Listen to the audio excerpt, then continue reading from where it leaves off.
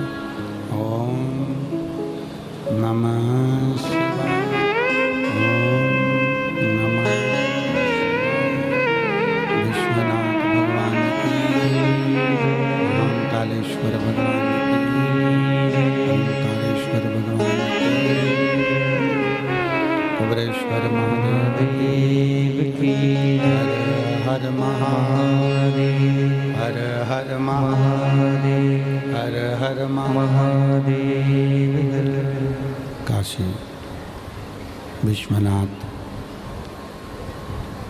ओगरदानी त्रिकालदर्शी कैलाशी अविनाशी भगवान शिव, जिनकी पुनित पावन पवित्र शिव महापुराण की कथा भगवान शिव की कृपा से करुणा से श्रावण का ये पवित्र अवसर और ये पवित्र पावन शिव महापुराण की कथा आप और हम सभी श्रवण करने के लिए जयंती स्टेडियम भिलाई की इस पवित्र पावन भूमि पर बैठे हैं। शिव की कृपा से, करुणा से, उनकी उदारता से, उनकी कृपा से भगवान ओगरदानी की कृपा से, करुणा से ये पवित्र कथा भगवान शिव की पवित्र पावन करुणा से, उनकी उदारता से ये शिव महापुराण की कथा श्रवण करने का सौभाग्य आप और हमको प्राप्त हुआ है।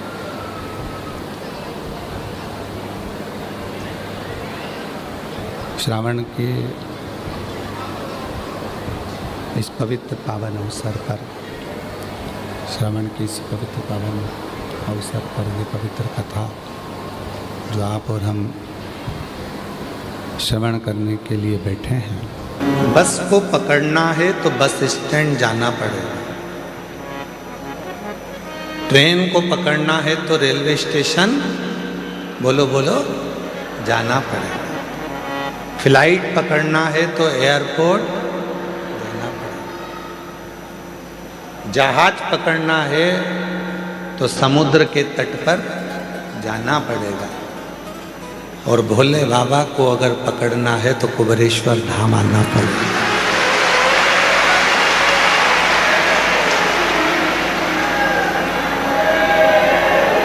बारह ज्योतिर्लिंग का, ये 12 ज्योतिर्लिंग के मध्य में विराजमान ये वो कुबेरेश्वर बाबा की धरा है, ये वो कुबेरेश्वर बाबा की भूमि है, कुबेर भंडारी की वो धरा है जहाँ पर आने के बाद में 12 ज्योतिर्लिंग में आप भगवान शिव को जो जल चढ़ाते हो, भगवान शिव का जो दर्शन करते हो, उसका पुण्य फल ये कुबेरेश्वर बाबा की धरा पर नमन कर कर आपको प्राप्त हो जाता है। आपको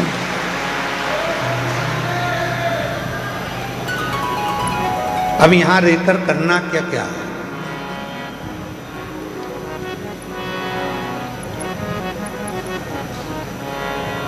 शादी का सीजन चल रहा है, तुम सबके घर पे कम से कम 5-5, 6-6 पत्रिका पड़ी होगी शादी की।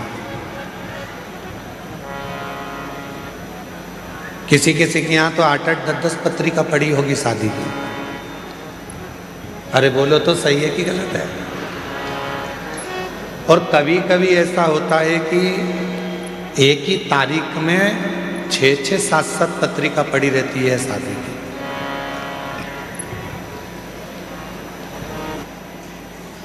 और पत्रिका देखने के बाद तुम्हारा जिससे ज्यादा प्रेम होगा तुम उसी के घर की शादी में जाओ। भले 10 पत्रिका पड़ी हो, 8 पत्रिका पड़ी हो, 5 पत्रिका पड़ी हो, 10-12 पत्रिका पड़ी हो, पर जिससे ज्यादा प्रेम होता है व्यक्ति उसी के घर की शादी में जाता है। उसी तरह कुबेरेश्वर बाबा की धरा पर रुद्राक्ष महोत्सव में वही आता है जिसका मेरे बाबा से प्रेम होता है।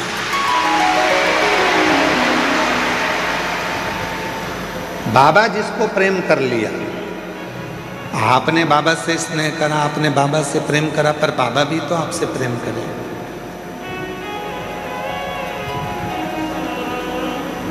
बाबा भी तो आपसे स्नेह करे।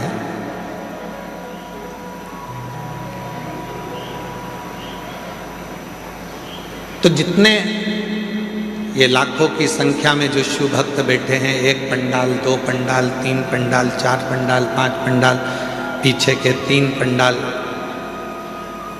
जितने जितने पंडाल में आप लोग बैठे हुए हो, आप सब ध्यान रखना,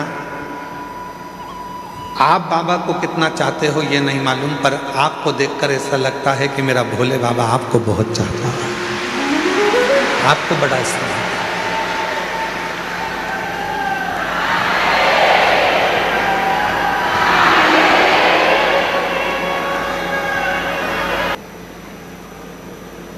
दक्ष प्रजापति के घर में 60 कन्याओं का जन्म हो चुका था।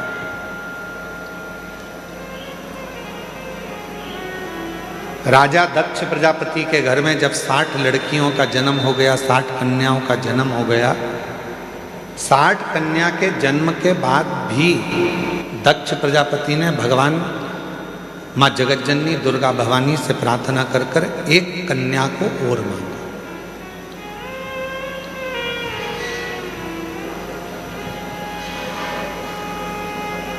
एक कन्या और मांगा। माँ दुर्गा भवानी ने पूछा, ए दक्ष प्रजापति, तेरे घर में 60 लड़कियों का जन्म हो चुका है और तू एक लड़की और मांग रहा है, बेटी मांग रहा है।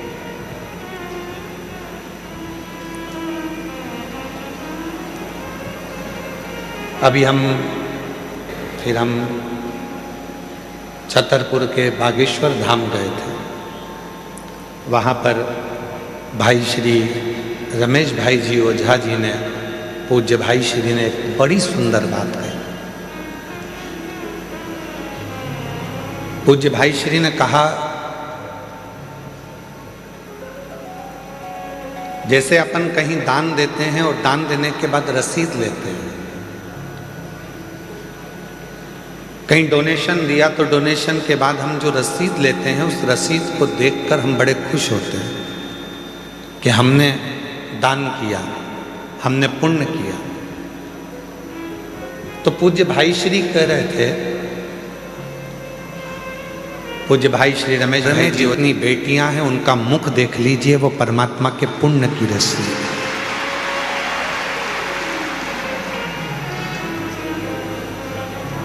वो परमात्मा के पुण्य की रसीद है। घर में यदि एक बेटी का जन्म हो जाए तो समझ लेना कि उस भोलेनाथ ने तुम्हारे घर में एक रसीद सिग्नेचर कर कर दे दी है। ये रसीद ही कन्यादान करने के बाद तुम्हें पार लगा देगी, वो रसीद।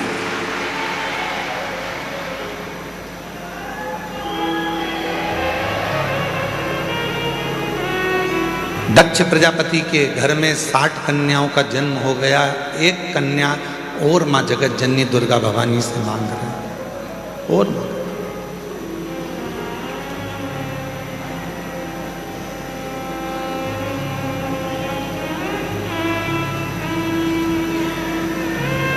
हे मां जगत जननी दुर्गा भवानी, मां हमारे घर में एक लड़की और हो जाए, एक बेटी और जन्म ले ले, एक बेटी का जन्म और हो जाए।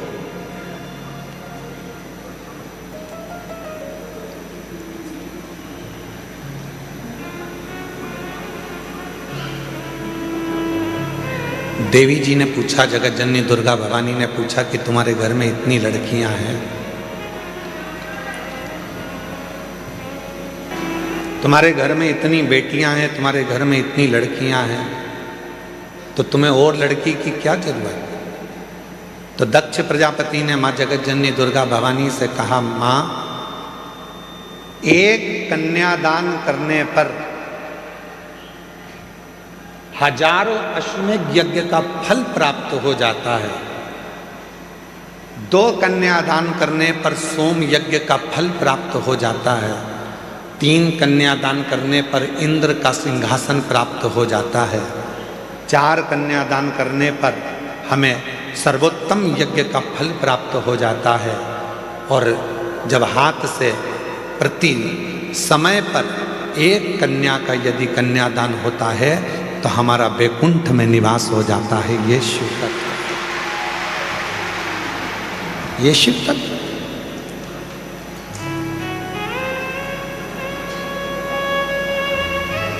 एक बेटी और दे दो।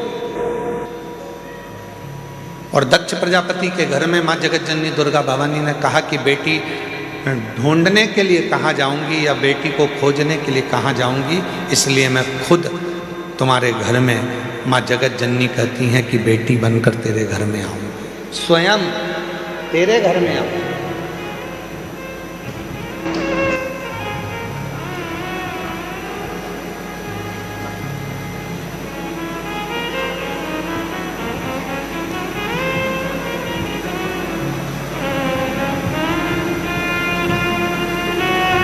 लोग कहते हैं बेटी घर में जन्म ले ली। यहाँ हमारे जजमान परिवार में ठकराल परिवार बैठा हुआ है। वो ठकराल परिवार दिल्ली से,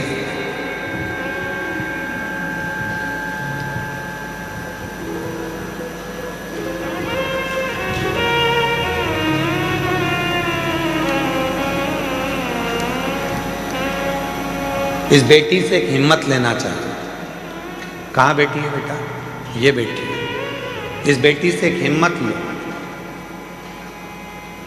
एक कथा का यजमान पद ग्रहण करने के बाद में जब यहाँ से जाती है तो बाबा से कहकर जाती है कि दूसरे फिर जजमान बनने के लिए तुझे व्यवस्था करना है और ऐसी व्यवस्था करना है कि मैं अपने माँ बाप को कुबेरेश्वर धाम पर आकर यजमान पद ग्रहण करा दूं। ये डबरा में पूर्व गृह मंत्री श्री नरोत्तम मिश्रा जी के यहाँ कथा चल रही थी, तो वहाँ एक अधिकारी ने, वहाँ के अच्छे अधिकारी ने एक प्रश्न किया कि गुरुजी, कथा बहुत होती हैं, पर आप जब शिवपुराण की कथा करते हैं तो ये आपकी कथा में बहुत सारी माताएं आती हैं, इसका कारण क्या है?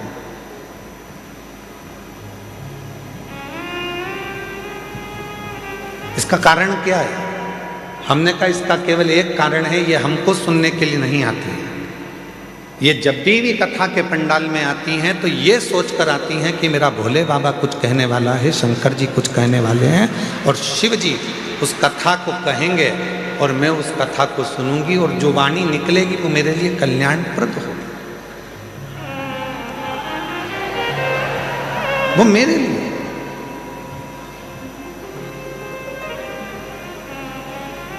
एक लड़की की सर्विस नहीं लग रही थी, एक माँ बाप पत्र है,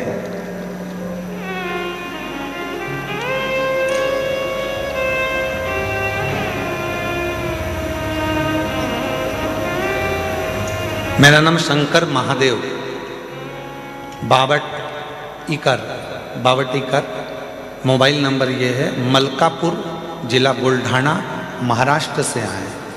कहीं बैठे हों तो हाथ हिला सकते हैं। आप ही हैं बाबा जी? मैं आपको नमन करता हूँ। बेटी ने हिम्मत हार दी थी कि पापा मेरी कहीं जॉब नहीं लग रही है, मैं इतनी पढ़ गई फिर भी मेरी सर्विस नहीं लग रही है, कोई मुझे गवर्नमेंट जॉब नहीं मिल रही है। पिता ने अपनी बेटी से कहा कि वो सीहोर वाला बाबा कहता है कि मेहनत को 4 गुना कर, रात दिन एक कर दे, फिर एग्जाम दे। और बाप ने संकल्प लिया था कि मेरी बेटी की जैसी नौकरी लग जाएगी, जहां भी शिवपुराण की कथा होगी पैदल जाऊंगा।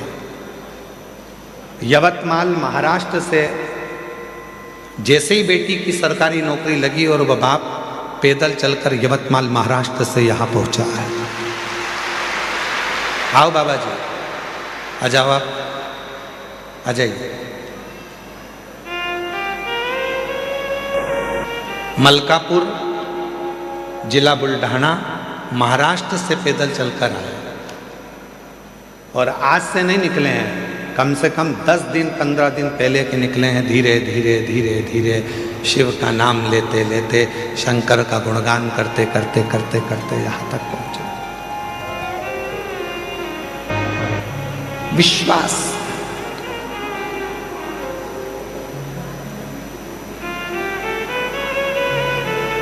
किसको सुनने के लिए आए हो आप? सीहोर वाले बाबा को तो टीवी पर भी सुन लेते हो, सीहोर वाले महाराज को तो, और सीहोर वाला महाराज तो आपसे मिलता तक नहीं है।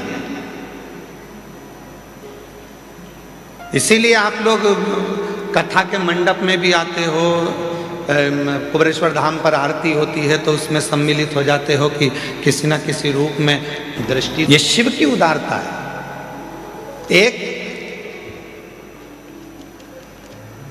बेटी तुम्हारे घर में यदि है और उस परमात्मा से कहना, और फिर निवेदन करूं मेरी जीजियों, बेटे के जन्मदिन पर तुम फटाके फोड़ो चाहे ना फोड़ो, बेटे के जन्मदिन पर तुम नगाड़े बजाओ चाहे ना बजाओ, पर बेटी तुम्हारे घर में जन्म ले तो उस दिन खूब खुशियां मनाना कि मेरे घर में मेरे परमात्मा ने एक बेटी को भेज दिया।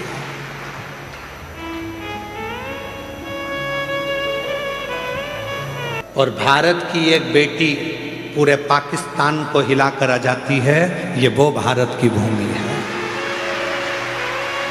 ये वो भारत की भूमि है जिस भारत की भूमि पर बेटियों का सम्मान है, जिस भारत की भूमि पर बेटियों का आदर है, जिस भारत की भूमि पर बेटी को कन्या रूपी रतन कहा जाता है, जिस भारत की भूमि पर बेटी को हमारे यहाँ एक माणिक रतन कहा जाता है, जिस भारत की भूमि पर बेटी को सम्मानता का भाव दिया जाता है, ये वो भारत की भूमि है।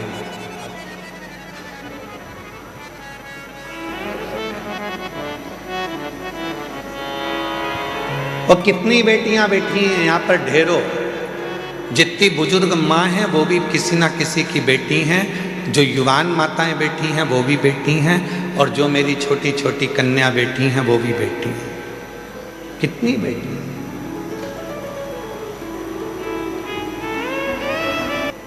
एक सुंदर चरित्र है अशोक सुंदरी का।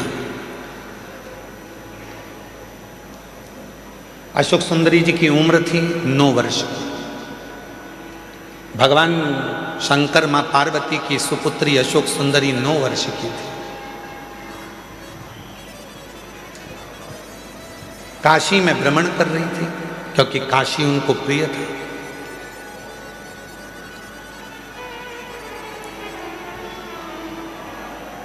अशोक सुंदरी जी को काशी बड़ा प्रिय था। काशी में रह रही थी, काशी में भ्रमण कर रही थी और भ्रमण करते करते काशी की धरा पर अशोक सुंदरी एक दिन बाबा विश्वनाथ जी के पास में पहुंच गई, अपने पिताजी के पास। जब जाकर देखा तो पिताजी तो तप साधना में लीन थे। अशोक सुंदरी ने देखा कि पिताजी तो तप साधना में लीन है, अब मैं किसके पास जाऊं। तो अशोक सुंदरी फिर दौड़ लगाई, अपनी मां को खोजने लगी, माता पार्वती।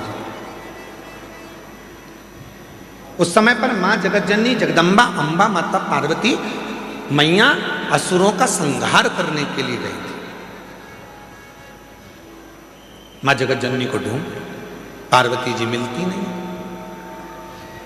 अशोक सुंदरी आखिरी में ढूंढते ढूंढते श्री गणेश जी महाराज के पास में गई, गणेश जी भी नहीं मिले। षडानंद कार्तिकेय जी के पास गई, षडानंद कार्तिकेय भी नहीं मिले।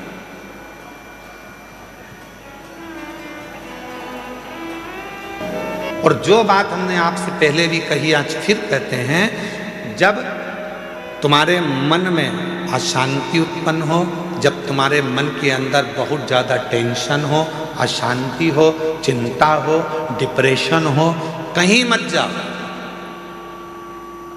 एक किसी वृक्ष के नीचे कुछ देर के लिए, ये प्रकृति ने जो हमको वृक्ष दिए हैं, ये हमारे डिप्रेशन को, हमारी अशांति को शांत करने के लिए दिए। किसी वृक्ष के नीचे 10 मिनट के लिए मौन होकर बैठ जाओ और बाबा के ओम नाद का स्मरण करिए। ओम नाद का स्मरण।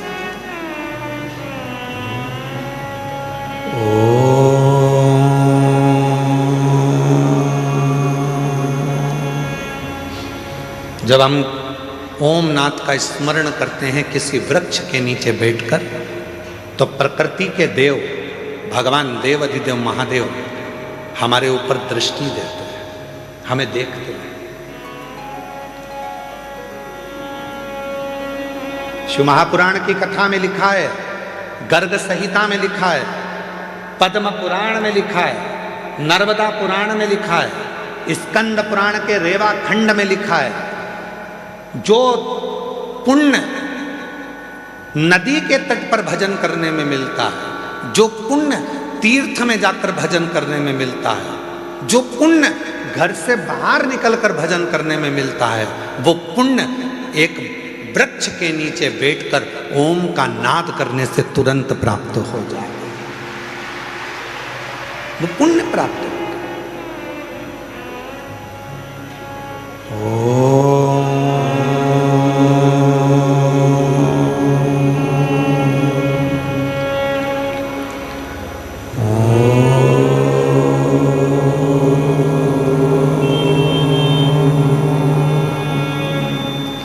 एक नाद शिव से मिलने का।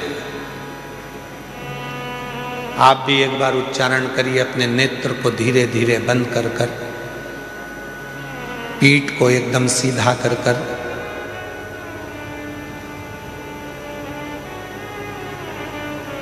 दोनों भुकुटियों का स्मरण मध्य बिंदु में कर कर, इस ओम को लंबी गूंज के साथ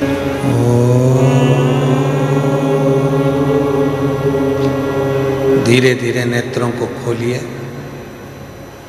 स्मरण करिए देवाधिदेव महादेव के किसी वृक्ष के नीचे बैठकर शिव हमको देख रहे हैं और हम उस शिव को महसूस कर रहे हैं। ऐसा लग रहा है कि हमारे पास में हमारा देव अधिदेव महादेव कुबेर भंडारी स्वयं आकर खड़ा हुआ है। वो नाद है, वो अशोक सुंदरी ने ओम का उच्चारण करा, अशोक सुंदरी ने नाद किया ओम का। शिव पुराण की विद्येश्वर संहिता कहती है, स्कंद पुराण का रेवा खंड कहता है, किसी वृक्ष के नीचे बैठकर जब हम लंबी श्वास लेकर ओम का उच्चारण करते हैं तो महादेव हमको देखते जरूर हैं। और वही हुआ। जैसे ही अशोक सुंदरी ने काशी में बैठकर ओम नाद करना प्रारंभ करा, शिव जी की दृष्टि पड़ी तो इतने में भगवान शंकर तो तप में लीन थे और अशोक सुंदरी उनको महसूस कर रही है कि मेरे पिता है।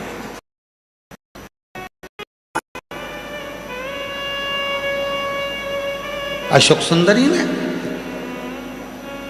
पिताजी बहुत प्यास लग रही है,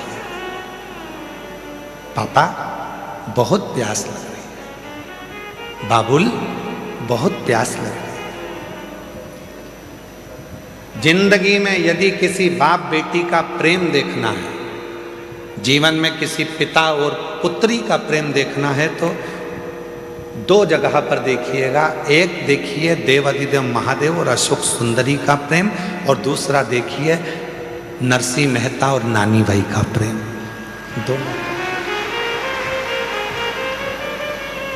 संबंध क्या है, रिश्ते क्या है, नाते क्या है, एक बाप और बेटी का स्नेह क्या होता है, ये शिव पुराण बता सकता है। एक बाप और बेटी का स्नेह क्या होता है, ये शिव पुराण बता सकता है।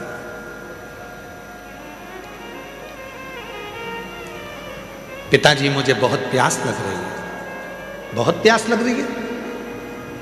पिताजी तो तप में लीन थे, कुछ बोले नहीं है, बस प्रकट हो गए, बोले कुछ नहीं, केवल प्रकट हुए। बहुत तेज प्यास लग रही है पिताजी। पिताजी कुछ नहीं बोले। थोड़ी देर बाद अशोक सुंदरी ने देखा कि मेरे पिताजी की जटा में से टप टप टप टप करते हुए जल बह रहा था। अशोक सुंदरी को लगा कि गंगा मैया सिर पे है तो वो पानी बहा रही है, मैं क्यों ना इस जल को पी लूं। और तुरंत अशोक सुंदरी ने पिताजी के कंधे पर जाकर लिपट गई और लिपट कर अशोक सुंदरी ने अपने मुख को ऊंचा करा और शिव जी की जटा से, भगवान शंकर की जटा से जो बूंद बूंद जल टपक रहा था उसको अशोक सुंदरी ने पीना प्रारंभ कर दिया।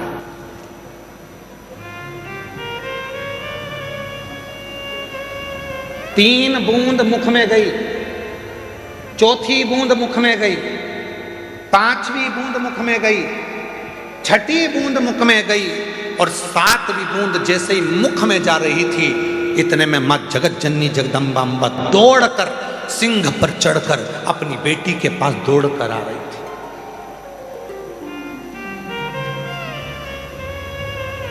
जगत जननी जगदम्बा अम्बा दौड़कर, सुंदरी सुंदरी सुंदरी सुंदरी अशोक सुंदरी सुंदरी सुंदरी, क्या बोल रहे। शिवजी ने देखा कि पार्वती जी इतनी जल्दीबाजी में कहां से आ गई, तो पार्वती जी को देखकर शंकर भगवान तुरंत पूछा, क्या हो गया पार्वती, जो तुम इतनी चिल्लाती चिल्लाती अशोक सुंदरी सुंदरी सुंदरी अशोक सुंदरी सुंदरी सुंदरी अशोक सुंदरी करती हुई आ रही हो, क्या हुआ।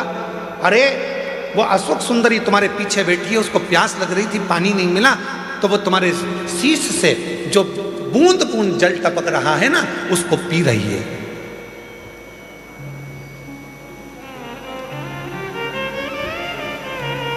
पार्वती जी बोली वो बूंद बूंद जल को पी रही है। शिवजी बोले तो गंगा ने तो जल नहीं टपकाया, गंगा ने तो एक बूंद जल नीचे नहीं गिराया।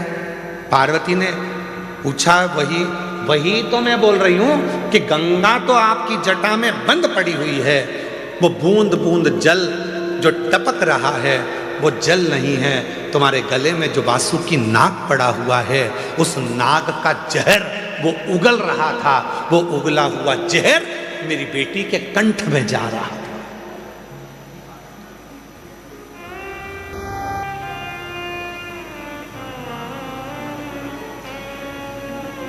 वो वासुकी नाग का उगला हुआ जहर मेरी बेटी के कंठ में जा रहा है,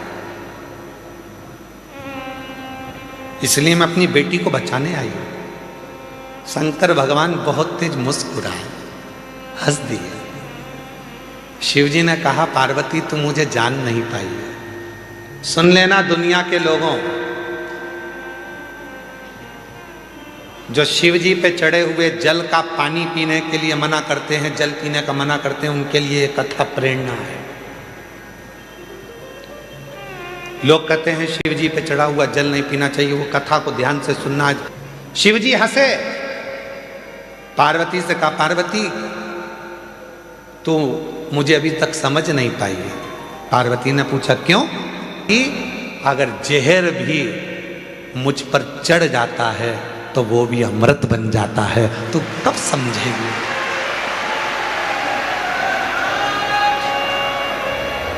दुनिया के लोग कहते हैं शिव जी पे चढ़ा हुआ जल नहीं पीना चाहिए, उनके लिए यह अशोक सुंदरी और काशी का संवाद कहता है कि शंकर भगवान के जटा में गले पर कालिया विष अपना वासुकी नाग अपना विष उगल रहा था और वो विष जटा में से टपक रहा था, जिनको अशोक सुंदरी ने पी लिया था। पार्वती तू मुझे समझी नहीं है। पार्वती एक बेलपत्र मुझ पर चढ़ती है तो वो औषधि बन जाती है, एक दुर्वा मुझ पर चढ़ती है तो वो औषधि बन जाती है, एक बेर मुझ पर चढ़ता है तो औषधि बन जाती है, एक चावल का दाना मुझ पर चढ़ता है धान्य, वो औषधि बन जाती है। अरे पार्वती जो जल मुझ पर चढ़ता है वो भले कैसा भी हो, वो मेरे ऊपर चढ़कर गंगा जल जैसी औषधि बनकर सुख प्रदान कर देता, औषधि देता है। अब दुनिया के लोग बोलते हैं कि गुरुजी जल नहीं पीना चाहिए, तो दुनिया के लोग तो ये भी कहते हैं कि जल मत पियो, भले मदिरा पी लो।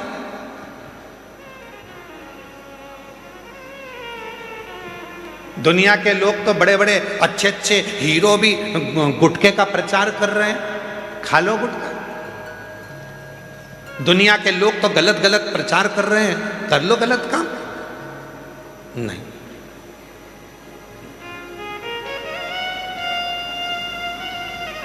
शिव कथा कर रहे हैं। भगवान देव अधिदेव महादेव कथा में कहा था यदि तुम्हारे पास में देने के लिए शिव जी के कुछ भी नहीं है, कुछ भी तुम्हारे पास में नहीं है मेरी जीजियों, मेरे जीजाओं, मेरी बेटियों, मेरे बेटाओं, क्योंकि भगवान शंकर प्रकृति के देवता हैं। शिव जी को ना तुम्हारा धन चाहिए, ना वैभव चाहिए, ना दौलत चाहिए, ना तुम्हारी सत्ता चाहिए। शंकर भगवान को देने के लिए कुछ भी नहीं है, तो बस उसको दर्शन कर लो, नेत्रों से निहार लो, उस शिवलिंग का दर्शन करो, वो तुमको सुख देगा, सुख देगा।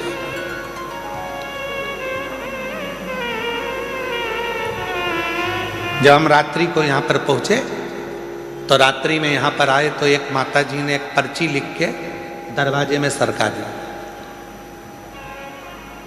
तुम ऐसा मत करना। एक माता जी ने पर्ची लिखी और दरवाजे में सरका दी। हमने आशीष से बोला कि पर्ची उठाना जरा।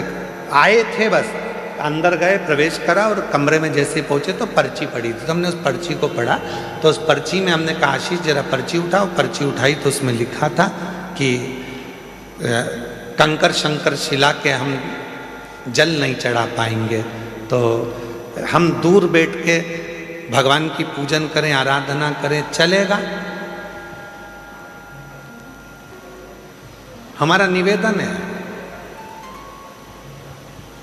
लाइट चाहते हो तो डीपी के पास जाने की जरूरत नहीं है, कनेक्शन तुम्हारे पास में है। तुम जहां बैठकर कंकर शंकर की धरा पर उस शिव को याद करोगे, वो वहीं आकर दर्शन देगा। जहां तुम बैठे हो, जहां तुम हो।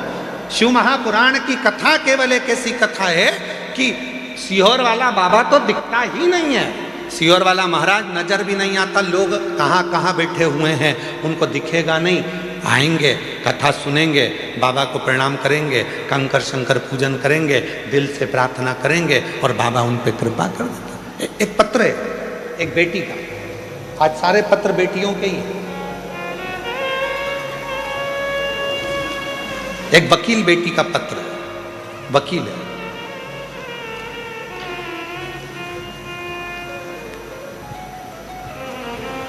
मैं सरोज परिहार जोधपुर राजस्थान से वर्ष 2019 से सुन रही हूँ। हम दोनों पिछले 5 सालों से लगातार रुद्राक्ष अभिषेक में यहाँ रुद्राक्ष महोत्सव में आते हैं। ऐसा कोई साल नहीं गया जिस साल मुझे मेरे भोलेनाथ ने नहीं दिया। रुद्राक्ष महोत्सव कर कर जाती हूँ और 3 से 4 महीने में बाबा मुझे कुछ ना कुछ देता जरूर है।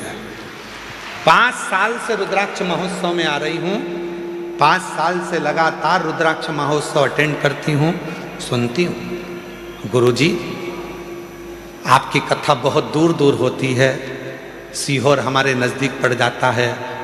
हम लोगों के भाग्य हैं जो साल में 2 कथा गुरु पूर्णिमा की और रुद्राक्ष महोत्सव की मिल जाती है, तो हमारे तो पंडाल की कथा पूरी हो जाती है। गुरुदेव, मेरी 2 बेटियां हैं।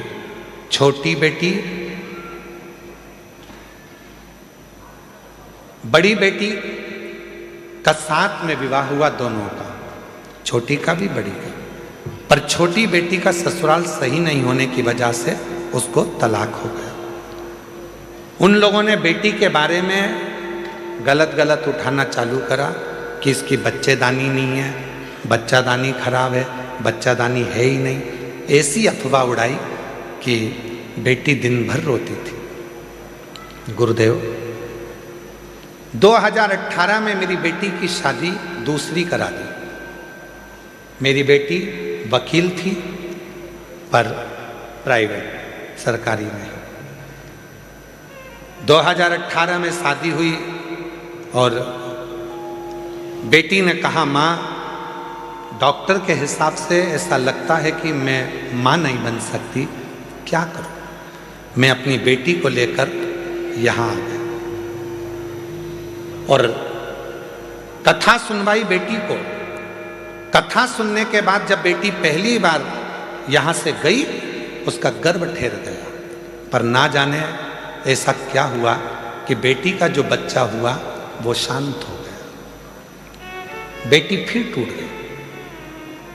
मेरे से कहा, माँ, मैं वापिस अभी नहीं जाऊंगी क्योंकि मेरा मन बड़ा दुखी है। तो मैंने अपनी बेटी से कहा, उसने तुझे पुत्र दिया था, उसने ले लिया, क्यों चिंता करती है, चल कथा में।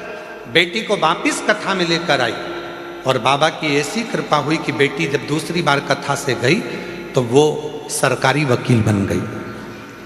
सरकारी वकील बन गई।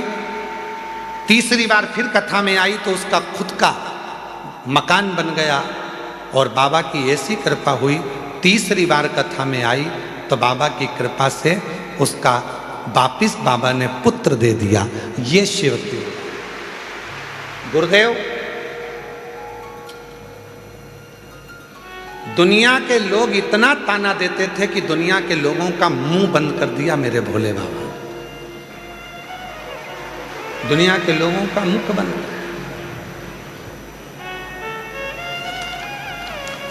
शिव कथा करती है।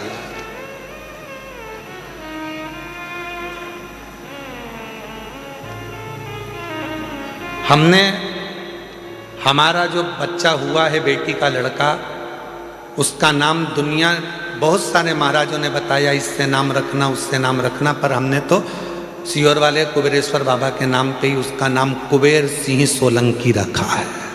हमने उसका नाम कुबेर सिंह।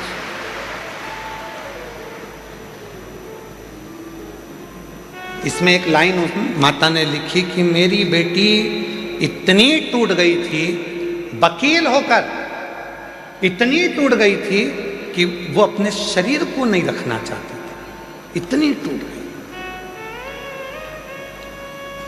हिम्मत दी शिव ने, सीहोर वाले महाराज ने नहीं। और फिर निवेदन है, तुम सीहोर वाले महाराज के चक्कर में पड़ना भी मत, बिल्कुल भी। तुम चक्कर में पड़ना वो कुबेरेश्वर बाबा के, तुम चक्कर में पड़ना वो काल अधिपति महाकाल के, तुम चक्कर में पड़ना वो विश्वनाथ के, हमारे नहीं। तुम मिलना तो गया, तुम्हारी भोजन की थाली रख रख के तुम सब माँ इकट्ठे हो जाते हो, और हमको डर लगने लगता है कि कहीं तुमको तकलीफ ना हो जाए।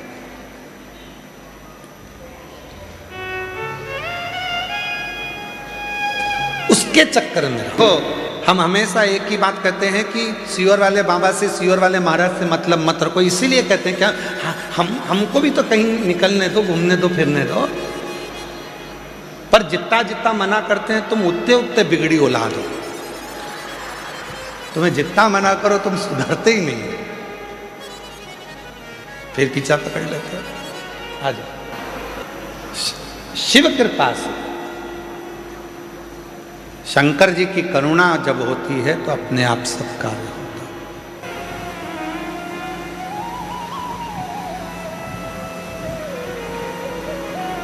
वो कुत्ता किसी काम का नहीं जिसको पालो और अपने को ही काट लो।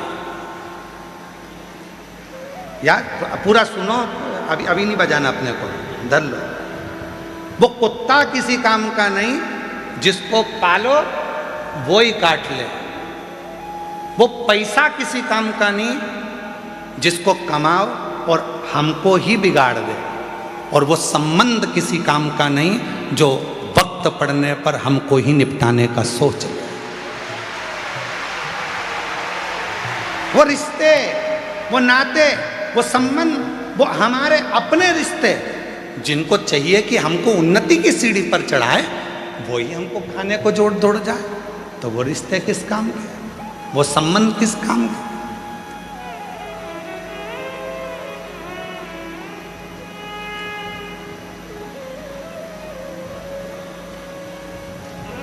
हमारे देवर जी तो बहुत अच्छे हैं, पर हमारी देवरानी ने हमारे देवर को कब्जे में करके रखा, रिश्ते खत्म कर दिए। अब उनका दोनों का अच्छा प्रेम भाव है, देवर पति पत्नी का। तुम्हें भड़काने की जरूरत क्या है, आग डालने की, घी डालने की? ये उनके कहने पे चलते नहीं। वो रिश्ते बेकार, वो रिश्ता किसी काम का नहीं है, वो रिश्तेदार किसी काम के नहीं है जो वक्त पड़ने पर साथ देने की जगह तुम्हारे को ही काटने का, तुमको ही निपटाने की सोच है, वो किसी काम। शिव महापुराण की कथा कहती है, भगवान शंकर का चरित्र कहता है, माँ भगवान दक्ष प्रजापति ने माँ जगत जननी दुर्गा भवानी से एक बेटी मांगी, और बेटी मांगने पर उन्होंने कहा कि माँ एक बेटी और हो जाए।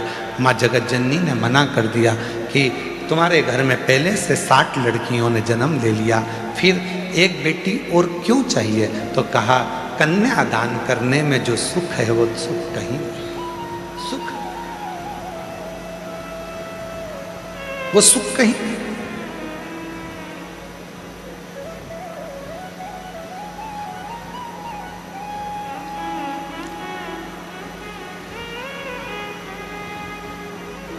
जगत जननी जगदम्बा अम्मा ने कहा कि मैं स्वयं तुम्हारे घर में बेटी बनकर जन्म आई। माँ जगत जननी दुर्गा भवानी खुद बेटी बनकर आई, और प्रसूति के गर्भ से एक कन्या ने जन्म लिया जिसका नाम सती है। माता सती बाल्य अवस्था से, जब माता सती का जन्म हुआ था, जब गोदी में माता सती जी थी, प्रसूति की गोद में माता सती थी, बाल्यावस्था में माँ सती माता की गोद में जब अटखेलियाँ कर रही थी, दक्ष प्रजापति ने सती के जन्म उत्सव को मनाया, सारे देवताओं को बुलाया, सबको निमंत्रण दिया। शिव जी के पास में भी निमंत्रण गया, शंकर जी के पास निमंत्रण सबके पास गया। माँ सती ने नहीं देखा, अपनी अटखेलियां करें। भगवान नारायण भी आए, लक्ष्मी जी भी आई, ब्रह्मा जी भी आए, ब्रह्मणी भी आई, इंद्र भी आए, इंद्राणी भी आई, गरुण भी आए, वरुण भी आए, सारे 33 कोटि देवता आए। तब तक माता सती ने किसी को नहीं देखा, पर जैसे ही भगवान देव अधिदेव महादेव सती मैया के सामने जैसे ही पहुँचे, गोदी में सती सोई थी, प्रसूति की गोद में सती सोई थी, और सती जैसे ही शिवाय, सती का ध्यान शंकर भगवान पर टिक गया। जैसे शंकर की कथा सुनने वाले।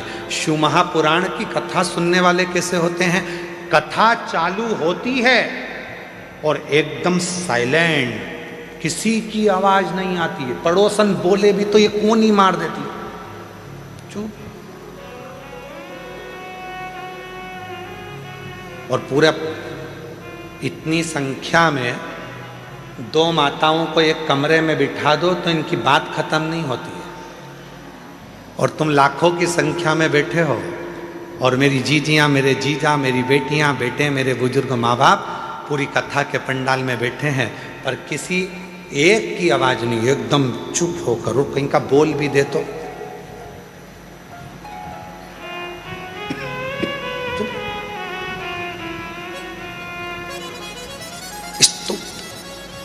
जैसे सती मैया भगवान देवाधिदेव महादेव को देखकर एकदम स्तुप्त हो गए, कुछ नहीं कर रही, ना पांव हिलाए ना हाथ हिलाए, शिव को देख रही है, केवल शिव।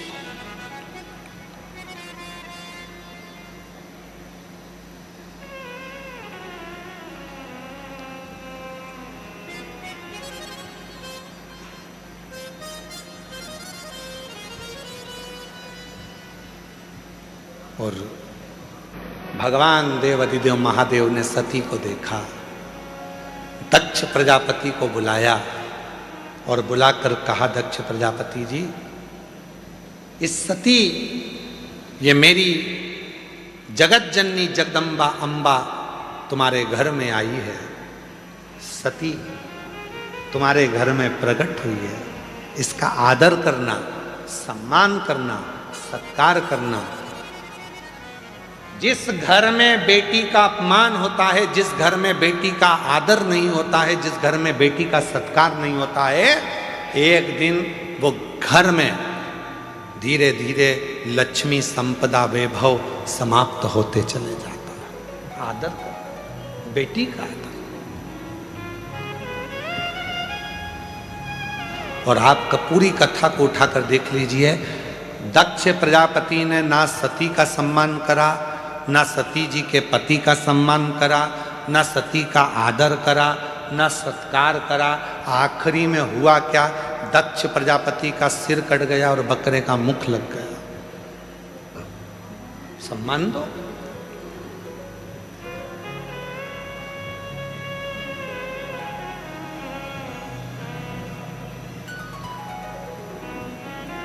एक हमारे यहां पुरानी कहावत है, बहन बेटी आती है, अभी अभी तो भगवान ने सबको संपदा दी है, धन दिया है, तो लोग साड़ी दे देते हैं। पहले कहते थे बहन बेटी आई, ब्लाउज का टुकड़ा दे दो। क्या दे दो? अरे जम के तो बोलो, ब्लाउज का टुकड़ा। ऐसा घड़ी बना हुआ रहता था ऐसा, और 60, 70, 80 रुपए में मिल जाता था। ऐसा अच्छा बढ़िया पन्नी में धरा धराया। तो माता इतनी चतुर होती थी, उसमें टीकी का पत्ता रख के और 2 चूड़ी रख के और ऐसा उसको बढ़िया जमा जुमू के और उसको बहन बेटी को दे दे, ब्लाउज का टुकड़ा दे। क्यों? दक्ष प्रजापति अपने राजसभा में, अपनी सभा के अंदर सती को एक जमीन का टुकड़ा नहीं दिया था बैठने के लिए, तो वो दक्ष प्रजापति का घर भी गया और शीश भी गया। अगर वो एक टुकड़ा दे देते तो दक्ष प्रजापति का ना शीश कटता, ना दक्ष प्रजापति का घर जाता। इसलिए बहन बेटी को एक टुकड़ा ब्लाउज का देकर बहन बेटी का आशीर्वाद प्राप्त कर लिया जाता है, जिससे घर अच्छा है। एक टुकड़ा बहुत।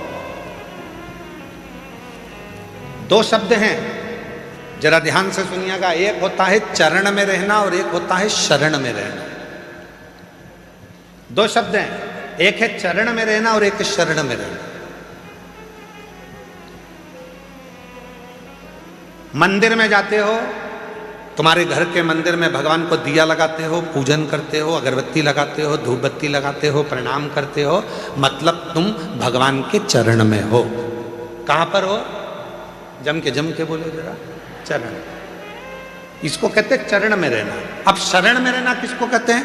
मंदिर में जाकर प्रणाम कर कर, दिया लगाकर, बत्ती लगाकर, अगरबत्ती लगाकर, नमन कर कर, दिया बत्ती नी भी करी, बस भगवान की शरण में तुम बने हुए हो, कहीं पर भी चले, कहीं पर।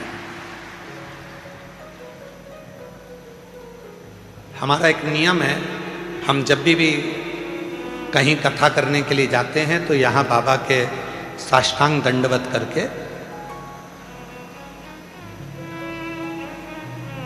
बाहर तो हम ज़्यादा निकलते नहीं है तुम्हारे चक्कर में, क्योंकि हम दंडवत करें तुम हमारे ऊपर दंडवत कर दो। तो दरवाजा लगा रहता है और हम वहीं से दंडवत करके और वहाँ की धूल को, मिट्टी को शरीर से अच्छा मल के लगाकर और कथा करने के लिए चले जाते हैं। क्यों कि बाबा हम जब यहाँ से जाएं, जब तक आए तेरी शरण में रहे। और आप तो किस्मत वाले हो, चरण में भी तुम हो और शरण में भी तुम हो, दोनों तुम हो। आज बाबा के चरणों में भी बैठे हो और शरण में भी बैठे हो। ये शिव की उदाहरण, ये शंकर की।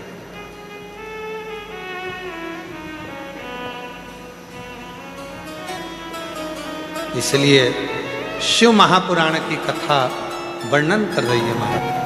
हमने कथा में पहले भी कहा, जब भी कुबरेश्वर धाम पर आओ, कहीं पर भी बैठकर 108 बार श्री शिवाय नमस्तुभ्यं कहना चाहिए। यहां जितना रुको,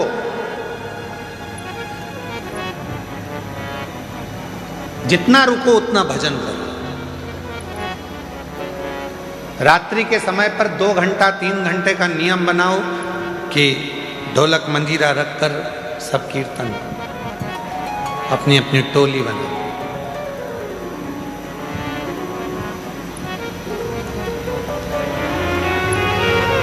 भगवत नाम का जप करो। मौका मिला है, बाबा को अपने मन का भाव कहेंगे, प्रार्थना करेंगे। भगवान शिव ओगरदानी त्रिकालदर्शी कैलाशी विनाशी भगवान शिव की पवित्र कथा कर, भगवान शंकर का पवित्र चरित्र कर। सती मां माता प्रसूति की गोद में शिव सती को देख रहे हैं और सती मैया एक टकटकी लगाकर शिव को देख रहे हैं।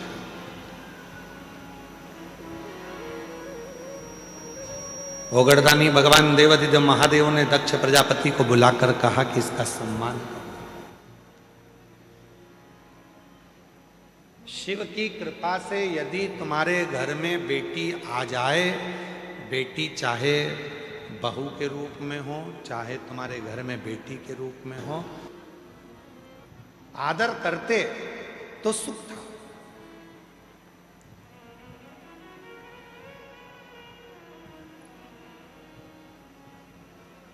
बेटी, अन्न और पानी, थोड़ा ध्यान दीजिएगा।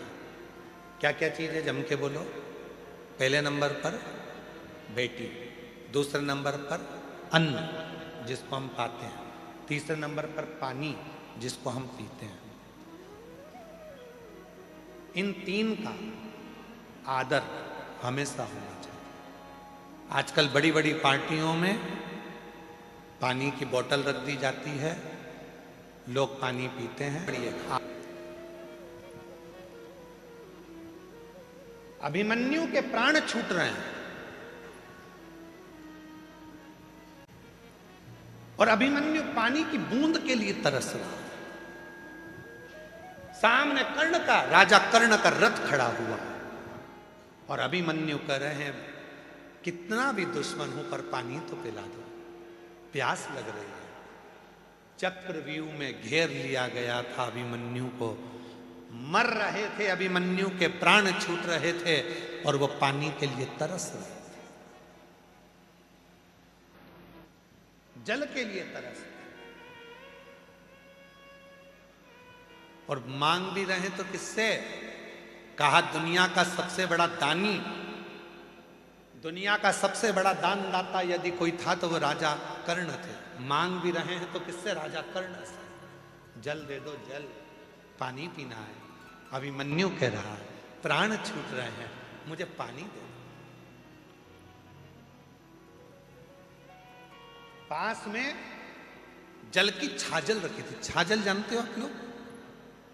जम के तो बोलो, छाजल जानते हो? एक मोटा सा, ना जाने ऐसा कोई कपड़ा आता है और कपड़ा इधर से सिला रहता है, इधर से सिला रहता है, चारों तरफ से उसमें इधर से सिलकर एक मुंह बना रहता है, उसमें पानी भर दिया जाता है और मुंह को बांधकर गाड़ियों में उसको टांग देते हैं तो पानी ठंडा होता रहता है, उसको पीते हैं। रथ में, कर्ण के रथ में पानी की छाजल टंगी हुई थी और राजा कर्ण से पानी मांगा जा रहा था।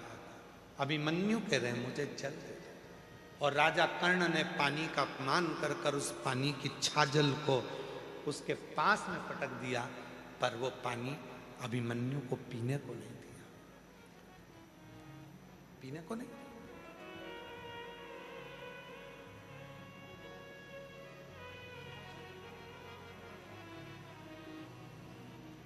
जल का अपमान किया। हमारा निवेदन है, शादियां करो आप, मना नहीं है, शादियों में पानी भी रखो, मना नहीं है, पर वो पानी की जो बोतल है उस पानी पर एक लाइन बोतल में लिख देना चाहिए कि मैं जल हूं, आने वाले समय का कल हूं, मेरा सदुपयोग करो। बोतल में पानी बच जाए तो जेब में रख लो, बाद में पीना। इस जल का तुम सम्मान करोगे तो आने वाला कल तुम्हारा सम्मान करो। मैं जल हूं, आने वाला कल हूं, इसका आदर तुम करोगे तो तुम्हारा भी आदर होगा, वरना समय बड़ा गलत आएगा। एक एक बूंद जल के लिए मनुष्य तरस जाए, एक एक बूंद जल के लिए मनुष्य तरस जाए। जी जियो।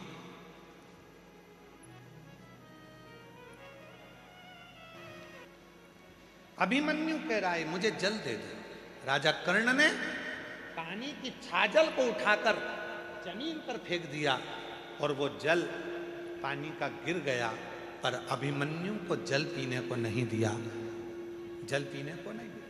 और पूरी महाभारत उठाकर देखिए, राजा कर्ण को मारने वाला कोई नहीं था, राजा कर्ण के प्राण लेने वाला कोई नहीं था। राजा कर्ण जैसे शूरवीर का भी अगर अंत हुआ है तो जल से हुआ है। जो जल राजा कर्ण ने अभिमन्यु को नहीं पिलाया, पानी जमीन पर गिर गया। युद्ध चल रहा था दूसरे दिन का और राजा कर्ण रथ लेकर भाग रहा था युद्ध करने के लिए, और उसका रथ का पहिया जहां छाजल गिरी थी, पानी गिरा था, वहां कीचड़ हो गया था, उसमें पहिया फंस गया और कर्ण का पहिया नहीं निकला। आखिरी में राजा कर्ण के प्राण छूट गए, मर गए। वही जल, घर की बेटी, जल और अन्न, अन्न भी उस परमात्मा की कृपा से मिला है, उसका अपमान ना किया जाए। भोजन की थाली में उतना लीजिए जितनी जरूरत है, घर में भी भोजन उतना लीजिए जितनी जरूरत है, जितना पा सकते हो। ज़्यादा आ गया उसको निकाल कर एक कागज में रख लो, घर से जब गाड़ी पे निकलो कोई भूखा मिले, तुम्हारी बची हुई 2 रोटी उस भूखे को देकर जाना, जो पेट भर कर खाएगा तो दुआ भी देगा तुमको, दुआ भी। बेटी का भी सम्मान करो, जल का भी सम्मान करो, अन्न का भी सम्मान करो, ये बहुत जरूरी है। और जितना जितना हम सत्कर्म करते हैं उतना उतना फल हमको। एक पत्र है, अच्छा है, देखिए। मैं सुनीता विजय केशव शेट्टी, मैं जिला धाराशिव, गांव उमरगा से आई हूँ। मेरा मोबाइल नंबर ये है, कहीं बैठी हो तो हाथ हिला सकती हैं, अगर कहीं बैठी हो आप ही हैं, आ जाइए, एक बेलपत्र लेकर जाइए। मैं सुनीता विजय केशव शेट्टी, जिला धाराशिव, गांव उमरगा, मोबाइल नंबर ये है। मेरा बेटा साईंराज उम्र 15 साल है। मेरा बेटा जब 4 साल का था तब से उसको सोराइसिस की बीमारी हो गई। सोराइसिस की बीमारी इतनी बढ़ गई कि पूरे शरीर को खुजालता और दाग पड़ जाते और शरीर ठीक नहीं रहता। 15 साल का बेटा हो गया। जब वो 4 साल का था तब से उसको बीमारी है। 11 साल से लगातार इस बीमारी का इलाज करवाते करवाते थक गए, पर वो बीमारी का हल नहीं निकला। तब किसी के कहने पर मेरे बेटा बेटी को लेकर मैं सीहोर आ गई और बाबा के धाम में पिछले वर्ष रुद्राक्ष महोत्सव में पहुंची। यहाँ का रुद्राक्ष महोत्सव पहुंचकर यहाँ की मिट्टी को बेटे के शरीर पर लगाई, बाबा से प्रार्थना करा, निवेदन कर कर यहाँ से चली गई। उस समय पर हमको रुद्राक्ष नहीं मिला, क्योंकि रुद्राक्ष महोत्सव में रुद्राक्ष वितरण बंद रहता है। हम वापिस आए, रुद्राक्ष लेकर गए 2 महीने बाद आकर, और उस रुद्राक्ष का जल हम अपने बेटे को देते। शरीर में जब वो नहाता तो बाल्टी में पानी में डाल देते। बाबा की कृपा से वो 50% अच्छा हुआ। 50% उसको आराम के पास बिठाकर खिला दी।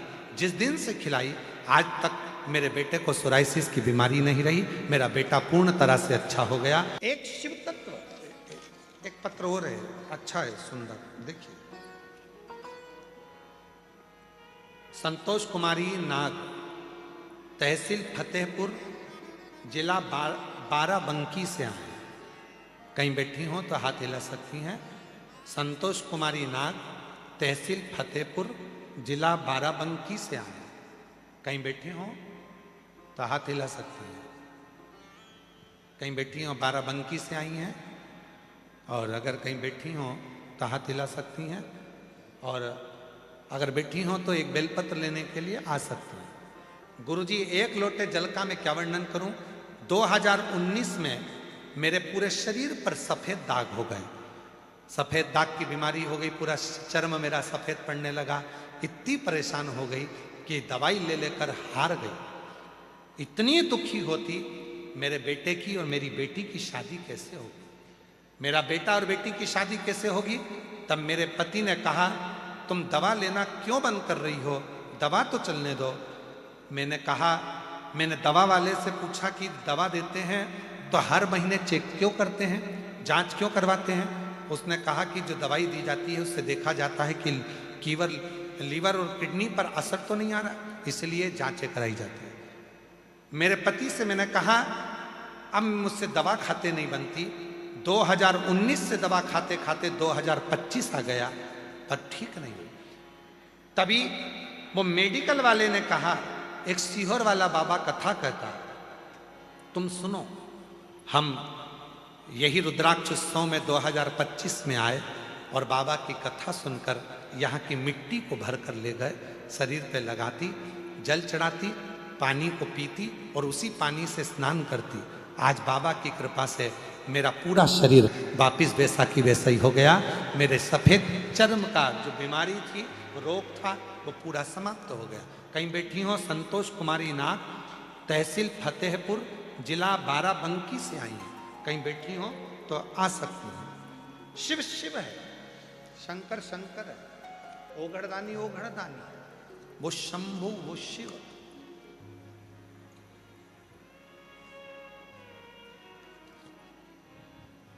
जो नित्य लीला करने वाला, सती शिव जी को देख रहे हैं, शिव जी सती को देख। 3 का आदर करिए, बेटी का आदर करिए, जल का आदर करिए, और तीसरे नंबर पर आप सब बोलिए, अन्न का आदर करिए। जो भोजन ग्रहण कर रहे हो उस अन्न का सम्मान, उससे विनती करके। रात को सोओगे, खूब चक नींद में रहोगे, खूब चक नींद में, इतनी तेज नींद आ रही होगी। ये कुबेरेश्वर बाबा की भूमि का प्रभाव बता रहे हैं हम आपको। कमरे में भी सो रहे हो, रूम में सो रहे हो, कुबेरेश्वर धाम के आसपास के जितने होटल हैं चाहे तुम उनमें जाकर सो रहे हो। तुम्हारा कमरा भले एसी का हो, कूलर का हो, पंखे का हो, चाहे तुम जमीन पे सो चाहे कुबेरेश्वर बाबा की बाहर कितनी भी होटल बनी है उन होटलों में जाकर सो, चाहे किसी के भवन में जाकर सो, कुबेरेश्वर बाबा की भूमि का प्रताप ऐसा है, कितनी भी चक नींद में सो रहे होगे, एक क्षण के लिए रात्रि के समय पर तुम्हारी नींद एकदम चमक कर उठेगी, एकदम लगेगा कोई आया है। चाहे होटल में सो लो, जमीन पे सो लो, चाहे कुबेरेश्वर बाबा की, अचानक से वो आता है, वो आता है, स्पर्श करता है, लगता है, नींद खुलती है एक झटके में, चला एक झटका।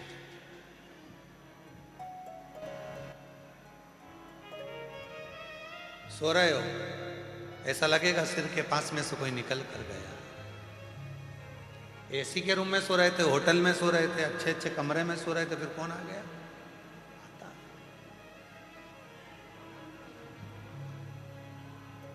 उसको चिंता है, मेरी बेटी आई है, मेरा दामाद आया है, मेरे नाती पंती आए, खाली नहीं जाने दूंगा। ये दिल से जब पुकारेंगे, मुझे याद करेंगे, इनकी झोली भरकर फिर भेजूंगा। बिना झोली भरे, बिना झोली भरे नहीं भेज सकता, झोली भरकर ही भेजूंगा। बस आपसे एक निवेदन है कि इस पवित्र धरा पर, कुबेरेश्वर बाबा की भूमि पर, जब तक सारे पंडाल भरे, हम मानते हैं पंडालों में जगह नहीं है, आप जहां जगह मिल जाए, आपके पास में ओढ़ने की चादर रहती है, रात को वो चादर ओढ़ लिया करो, दिन में उसी चादर का टेंट बना लिया करो।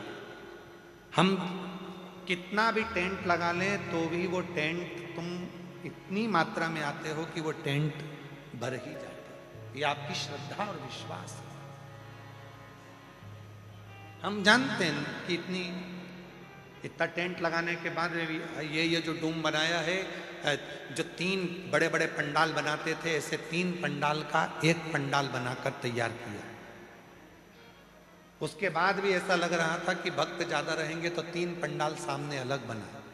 फिर कहा कि भक्त ज्यादा रहेंगे, गाड़ियां चलने की जगह रखी थी तो उसमें भी हमने टेंट खिंचवा दिया, इधर भी और इधर भी। अब ये टेंट से काम नहीं चलेगा। अब तुम आओ तो अपनी चद्दर जब ओढ़ते हो रात को, वही चद्दर दिन में सूरज की रोशला।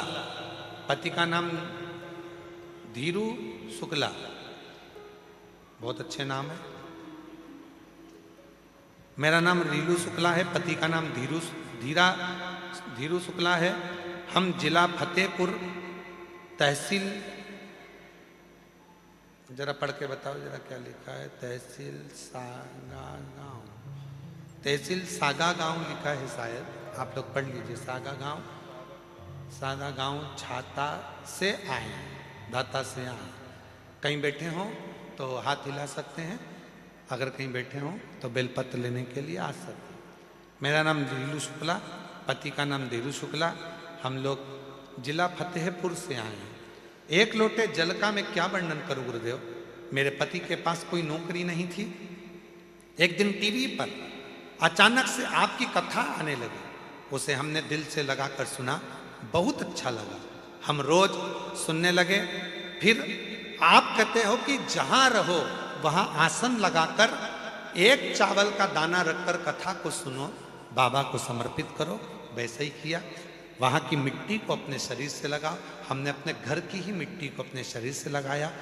रोज हम पति पत्नी ने मंदिर जाना प्रारंभ कर दिया और 2022 में बाबा की कथा में रुद्राक्ष महोत्सव में पहुंचे।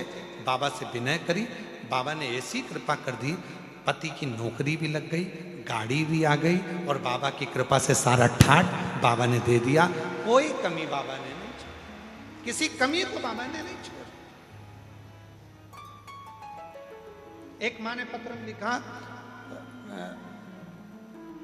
सो बालीबाई सुदामा चौहान, जय सेवालाल गौर बाजार से हूँ, बाजारस से हूँ, मैं महाराष्ट्र की रहने वाली हूँ। मेरा गांव का नाम पीपल गांव कमानी है। मेरे बेटे का नाम सुखदेव सुदामा चौहान। मेरे बेटे की नौकरी नहीं लग रही थी, हार चुका था। तब बेटे से कहा अब की बार तू जो कंपटीशन एग्जाम दे तो मेहनत को 4 गुना कर ले। सियोर वाला बाबा कहता है अच्छी परिश्रम करो, मेहनत करो, बेलपत्री में शहद लगाकर शिव को समर्पित करो। मेरे बेटे ने भी वही करा और बाबा की कृपा से आज मैं अपने बाबा को नमन करने के लिए आई हूं कि मैंने बाबा से विनती करी थी और बाबा की कृपा से आज मेरा बेटा महाराष्ट्र पुलिस में लग गया है। मैं बाबा को यहाँ प्रणाम करने के लिए आई। मेरे बेटे का महाराष्ट्र पुलिस में सिलेक्शन हो गया। शिव से वो आएगा, स्पर्श करेगा, आशीर्वाद देगा, तुम्हें खाली नहीं भेजेगा। बस विश्वास तुम्हारे भीतर प्रकट। देवराज नाम का ब्राह्मण शिव को नहीं मानता था, पर मां शिव को मानती थी। 1 लोटा जल चढ़ाती थी, उसका फल उसको मिला। भले चोर था बेटा कि पत्नी का नाम चंचुला देवी। बिंदु भी चोर, कभी सत्कर्म नहीं करा है, कभी नहीं। अच्छे कर्म से दूर रहा।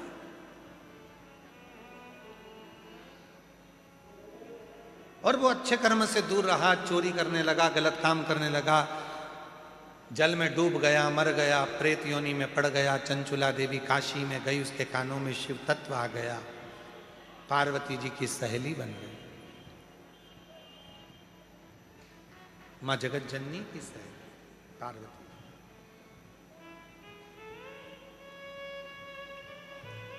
चुप रहती थी, मौन।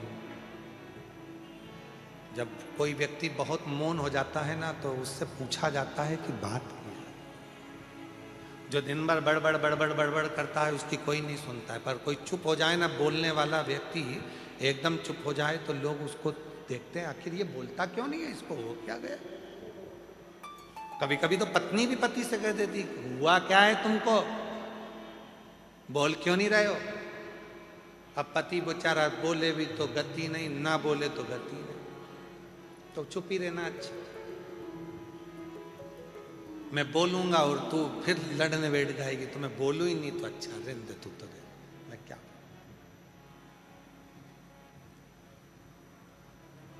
क्या बोलना।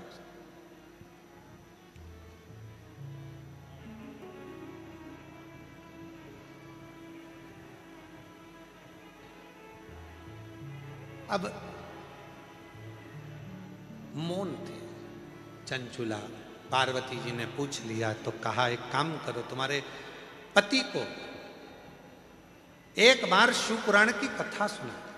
कौन बाचेगा? तुम रुका जी। शिव पुराण की कथा किसी की सामर्थ्यता नहीं है कि कोई बाच ले, और किसी की सामर्थ्यता नहीं है कि सुन ले। जितने यजमान इस शिव महापुराण के लगभग 31 जजमान बने हैं, इन 31 जजमान को कहूंगा तुम साधारण नहीं हो, तुम शंकर और पार्वती का स्वरूप हो। शिव पार्वती का स्वरूप। क्योंकि शिव पुराण का यजमान, भागवत जी के यजमान राजा परीक्षित थे, रामचरितमानस के यजमान काशी नरेश थे, पर एक पुराण, सारे पुराणों में केवल एक पुराण ऐसी है, शिव महापुराण, जिसका यजमान कोई इंसान नहीं बना। इसका यजमान स्वयं देव अधिदेव महादेव बने हैं, पार्वती जी बनी है। और इसलिए जितने यजमान बैठते हैं वो शंकर और पार्वती का रूप है, शिव और पार्वती का स्वरूप है। जजमान कथा हुई, तुम रुका जी कथा को श्रवण कर, हृदय से सुन रहे, भाव से उस कथा का रसतत्व ग्रहण कर। तो लोग मुझे पन्नू पन्नू कहते थे, है पन्नू इधर आ, है पन्नू उधर आ। और जैसे ही मेरे पास धन बढ़ा तो लोग सलाम भी ठोकते हैं, प्रणाम भी करते हैं, नमस्कार भी करते हैं। ये प्रणाम इसलिए पन्ना लाल सेठ कहते हैं, धीरे से सिर झुकाकर मैं घर जाके बोल दूंगा, मैं घर जाकर बोल दूंगा। मेरी जीजियों, बस ये स्वभाव तुम्हारे अंदर जिस दिन आ जाएगा, समझ लेना कि दुनिया के सबसे बड़े संत, साधु, सन्यासी, तपस्वी और एक श्रेष्ठ व्यक्ति आप बन गए कि लोग हमें नहीं, हमारे वैभव को, हमारी कुर्सी को, हमारे पद को, हमारी प्रतिष्ठा को, हमारे धन को, हमारी दौलत को नमन करते हैं।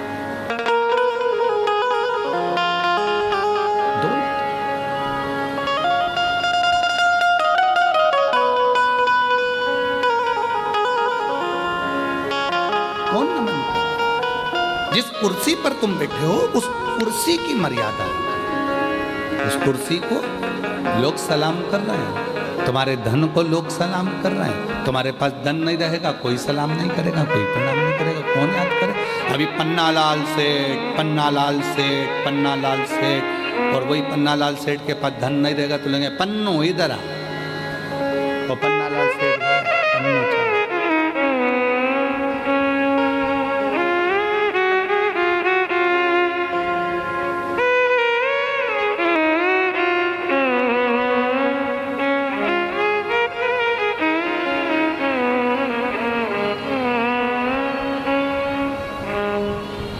कभी कभी इस कथा को कहते कहते हमको एक गाने की एक लाइन याद आ जाती है, मत कर इतना गुरूर,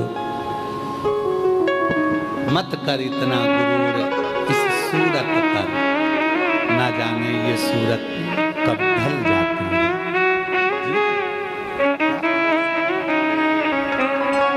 पर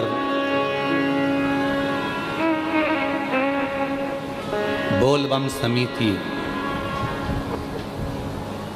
जिस समिति का बच्चा बच्चा, जिस समिति का एक एक व्यक्ति, जिस व्यक्ति का एक एक समिति का कार्यकर्ता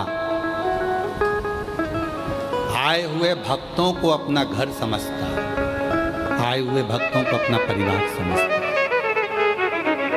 और सेवा में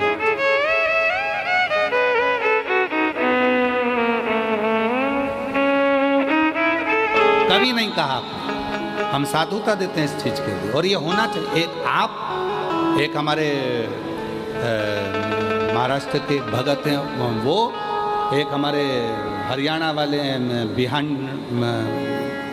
अपने तारा बाबा की कुटिया वाले कांडा जी, वो भी कभी नहीं बोलते। भले ढेरों की संपदा होगी पर उनके मुख से भी हमने कभी नहीं सुना वो गोविंद गोपाल कांडा की गुरुजी हम ऐसी कथा करें ना। वो एक ही बात बोलते हैं, जैसे आप बोलते हो ना गुरुजी जो महादेव चाहेगा ना सावन के महीने में वही होगा, क्योंकि महीना उनका है, कथा कराने वाले वो हैं और वही आयोजन कराएंगे, तो मैं नहीं हूँ। बस उसी तरह से वो हमारे हरियाणा वाले गोविंद जी कांडा, गोपाल जी कांडा, वो भी एक ही बात बोलते हैं, गुरुजी कथा तारा बाबा कराएंगे, कथा तारकेश्वर महादेव कराएंगे, कथा तारा बाबा कराएंगे। बहुत बहुत साधुता, ये अपना नहीं है, ये सब उसका। लाल सेठ घर जाते समय लक्ष्मी से कहते हैं कि लोगों ने तुम्हें सलाम कहा, लोगों ने तुम्हें प्रणाम कहा, लोगों ने तुम्हें नमस्कार कहा। मुनीम कहते हैं आप पैसे को जाकर के, हाँ क्योंकि सम्मान इसका हो रहा। तो जितने भी बहुत ऊंचे ऊंचे पद पर बैठने वाले, चाहे अधिकारी हो, चाहे राजनेता, सत्ताधारी, वैभवपति कोई भी हो, वो अपनी कुर्सी को जाकर कहो कि ये सलाम तुम्हें कहा गया है, ये प्रणाम तुम्हें करा गया है, ये नमस्कार तुम्हें करा गया है। जिस कुर्सी पर मैं बैठा हूँ, जिस पद पर मैं बैठा हूँ, ये प्रणाम उसका है। कोई दूसरा बैठेगा तो उसका प्रणाम होगा, कोई तीसरा बैठेगा उसका प्रणाम होगा, कोई चौथा बैठेगा उसका। और निवेदन है, बस यही बात हमने कथा की अपने अंदर उतार कर रखी है कि कोई हमें अगर नमस्कार भी करता, पहले तो हम उससे पाँव भी नहीं छुआते। हम हमारे, क्योंकि तुम सब मेरी बहनें हो, अब हमारी बहन होने के बाद, हमारी बहनी होने के बाद में, आप हमारी बहन होने के बाद में हमारे चरण छू अपने भाई के, ये हमें ठीक नहीं लगता। इसलिए मेरी जीजियों, और पुरुष, ये जितने भी पुरुष बैठे हैं सब मेरे जीजा हैं। मेरा फर्ज बनता है कि मैं तुम्हें प्रणाम करूं, क्योंकि हमने कन्यादान करा है, तुम्हारा पाँव पूजा है तो सिर और पाँव दोनों पूज सकते हैं। हम तुमको नमस्कार, मेरी बहनें मुझे चरण ना छुएं, मेरे जीजा मेरे चरण ना छुएं, कोई चरण ना छुए, क्योंकि तुम मेरी बेटियां, मेरी बहनें, मेरी जीजियां, मेरी माँ हो। और हम आपसे चरण छुआएंगे तो हम तो नरक में चले जाएंगे। आप अपने भाई को नरक जाता देखोगे क्या? तो आज से नियम ले लो कि सियोर वाले बाबा के कभी चरण नहीं छूएंगे। दूर से प्रणाम करो, नमस्कार करो। बहन भाई हैं, आपस में आप आए, मिले, श्री शिवाय नमस्तुभ्यम हो, हम आपके हाथ जोड़े, नमन करें, प्रणाम करें, पर चरण नहीं छूए। बहन हो आप, हम कैसे छूए? हमारे बीच में शिवरी नारायण वाले महाराज श्री पधारे हैं, एक बार जोरदार ताली बजाकर उनका साथ दिया। जिस प्रदोष की कांवड़ पूरा सीहोर, मध्य प्रदेश सीहोर में लोग जिस कांवड़ का दर्शन करने के लिए के तट से कुबेरेश्वर धाम तक आएंगे, केवल उस कलश का दर्शन करने के लिए और जल भरने के लिए, क्योंकि प्रदोष की कांवड़ सीहोर की जो भराती है उसको कामना कावड़ कहा गया। मेंढक पर पड़ते से ही उस कन्या ने अवतार ले लिया, कन्या ने अवतार लिया, वो रोने लगी तो मैं दानव के कोई बच्चे नहीं थे, उसने उस कन्या को निकाल लिया, अपनी बेटी के रूप में रखा। और देखिए मंदोदरी हमेशा अपने पति को समझाती रही, हमेशा अपने पति ज्ञान देती रही। पूरी रामायण को उठाकर देखिए, रावण को हर पल समझाती थी मंदोदरी, क्योंकि मंदोदरी को मालूम है मैं कौन हूं। कौन?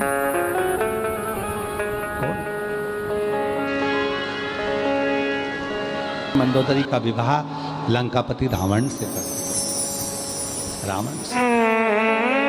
कहते हैं जितना रावण शिव की साधना करता था, जितना रावण शंकर की आराधना करता था, जितना रावण शिव की साधना में डूबा रहता था, उससे 4 गुना ज्यादा शिव की साधना में मंदोदरी डूबी रहती थी।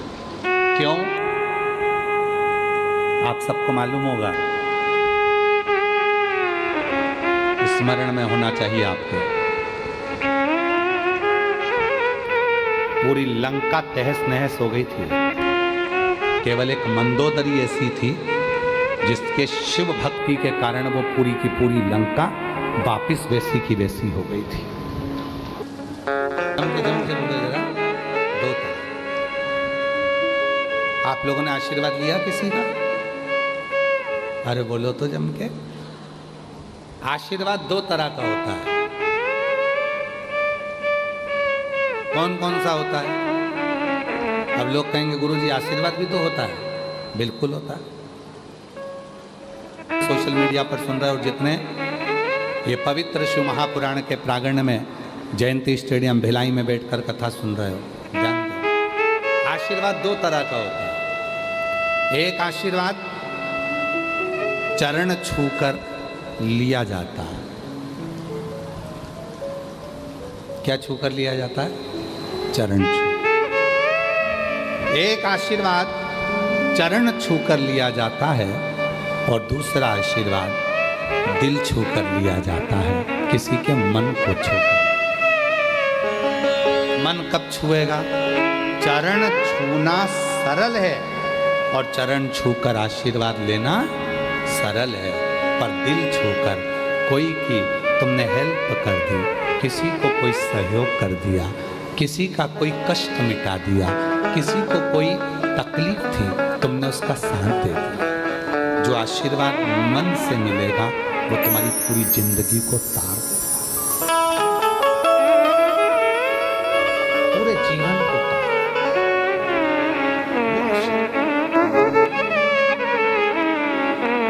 छुओ, कभी अपने हृदय को छुओ। माता पिता के चरण छूने से ज्यादा जरूरी है माता पिता के हृदय को छूना, उनके दिल की बात को जानना। माँ दवाई के लिए तरस रही है, पापा कह रहे हैं कि मुझे ये चाहिए, और तुम चरण छूकर आशीर्वाद तो ले रहे हो पर दिल नहीं छू पा रहे। एक भाई आस लेकर खड़ा हुआ है, वो तुम्हारे चरण छू रहा है, तुम आशीर्वाद भी दे रहे हो, पर उस भाई ने मन में सोचा है कि आज मेरा बड़ा भैया, उसके पास बहुत कुछ है तो मुझे थोड़ी सी हेल्प कर देगा, उसका दिल हमने परसों की कथा में कहा था, अगर घर में बेटी नहीं है और कन्यादान करना चाहते हो तो अपने आसपास में कोई बेटी हो तो उसको शिक्षा अध्ययन कराओ। उसको पढ़ाओ, कन्यादान का फल मिले।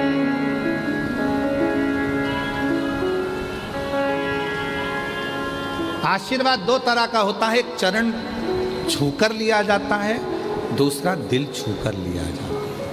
चरण छूकर मिला वो अपनी जगह पर है, पर किसी का दिल तो छू। पराया दर्द जो अपनाए उसे इंसान कहते हैं, किसी के काम जो आए उसे इंसान कहते हैं। ये भारत की संस्कृति का, स्वयं खा लेना सुकृति है, छुड़ा कर खा लेना विकृति है, और बांट कर खाना ये मेरे भारत देश की संस्कृति है। ये मेरे भारत देश की संस्कृति है। जो मिला वो दिया, जो आप सब कौशल प्रदेश के हो, माँ कौशल्या जी की भूमि से हो, माँ कौशल्या जी के जन्मस्थली से हो।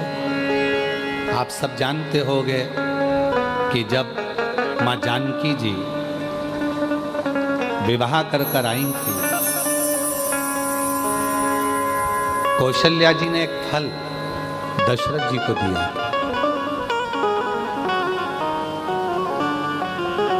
दशरथ जी ने वो फल सीता जी को दिया था। अब तुम्हारी गोद में अगर कोई फल दे देना तो तुम ये सोचो ये तो मेरे लिए दिया, मैं ही पूरा खाऊंगी, पूरा मेरा, ये सब मेरा। कौशल नरेश की पवित्र कौशलपुर कौशल्या जी के गांव से, नगर से आप लोग, कौशल प्रदेश से आप लोग। कौशल्या जी ने एक फल दिया दशरथ जी को, दशरथ जी ने वो फल सीता जी की गोद में डाल दिया, और दशरथ जी ने कहा, सीता जानकी हमारे घर की मर्यादाओं को दर्शाना, बहू के श्रेष्ठ कर्म को दर्शाना। फल लिया मां जानकी जी ने, गई, घर में जितने सदस्य थे उतने उस फल के टुकड़े करे दशरथ जी के हाथ में लाकर दे दिए। दशरथ जी ने पूछा, क्या है ये फल जो आपने दिया था? फल? दशरथ जी ने आशीर्वाद दिया, बहू आज मुझे अच्छा लगा। इसी को भारत देश की संस्कृति कहते हैं, जो बांट कर खाया जाए। कहां संस्कृति रह गई? नींद का भी अपना एक दौर है, नींद का अपना एक दौर है। नींद को समझने वाले समझ सकते हैं कि माता पिता जागें उससे पहले बेटों को जागना चाहिए, माँ बाप जागे उससे पहले बेटे को जागना चाहिए, माँ जागे उससे पहले बेटी को जागना चाहिए, गुरु जागे उससे पहले शिष्य को जागना चाहिए।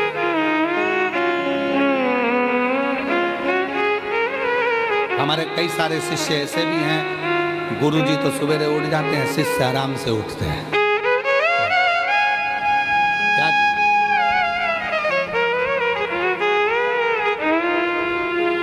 गुरु जागे उससे पहले शिष्य को जागना चाहिए, बाप जागे उससे पहले बेटे को जागना चाहिए, माँ जागे उससे पहले बेटी को जागना चाहिए, और सास ससुर जागे उससे पहले बहू को जागना चाहिए।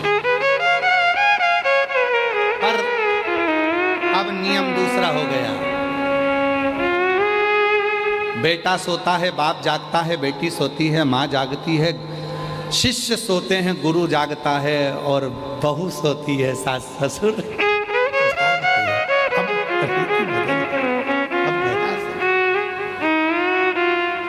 निवेदन है, ठीक है आप कब जाग रहे हो उससे मतलब नहीं, पर अपने भीतर से रोज जागो, अपने भीतर से। काम, आसक्ति, तृष्णा, लोभ, वासना, इनसे थोड़ा जागो, थोड़ा अच्छी कुर्सी मिले उसका सदुपयोग करो, अच्छा पद मिले उसका सदुपयोग करो, अच्छी प्रतिष्ठा मिले उसका सदुपयोग करो, अच्छा वैभव मिले उसका सदुपयोग करो, अच्छा धन मिले उसका सदुपयोग करो। एक दिन कुर्सी, पद, प्रतिष्ठा, यश, धन, वैभव एक दिन ऐसा आता है कि फिर उससे उतरना जाना पड़ता है, फिर उस क्रम में आना पड़ता है। उस जरूरत है किसी को आपके एक सिग्नेचर की जरूरत है जिससे उसकी जिंदगी बच सकती है। प्रयोग करो, एक समय ऐसा आएगा वो सिग्नेचर तुम्हारे ऑफिस में तुम्हारा ही नहीं चल पाएगा। सदुपयोग करो उसको। एक समय ऐसा आएगा कि तुम्हारे घर में तुम्हारा ही पैसा तुम खुद खर्च नहीं कर पाओगे। हॉस्पिटल में पड़े होगे और दूसरे निर्णय ले रहे होंगे इनको वेंटिलेटर पे कितने दिन रखना है, रखें कि नहीं रखें। ज़्यादा वेंटिलेटर पर रखेंगे तो ज़्यादा हॉस्पिटल का खर्चा बढ़ जाएगा। जिसने कमाया उसी का पैसा उसमें नहीं लगा पाओगे, वो खुद नहीं लगा पाएगा।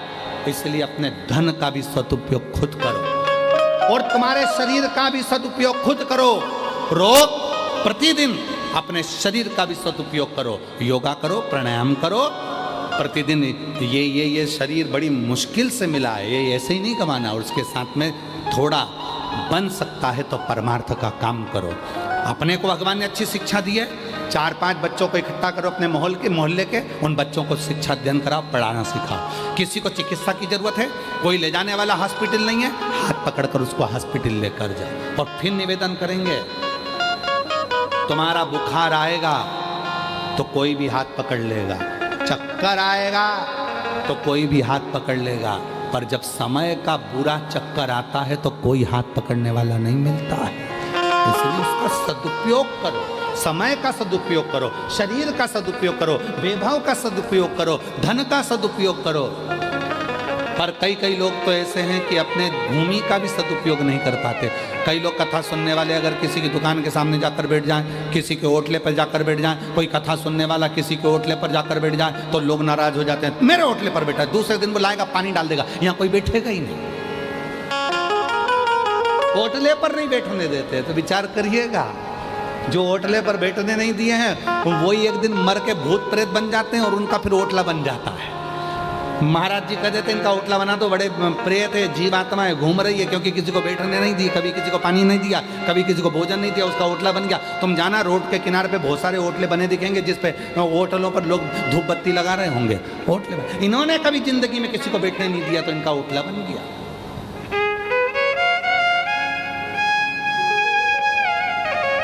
सदुपयोग करो अपने शरीर का।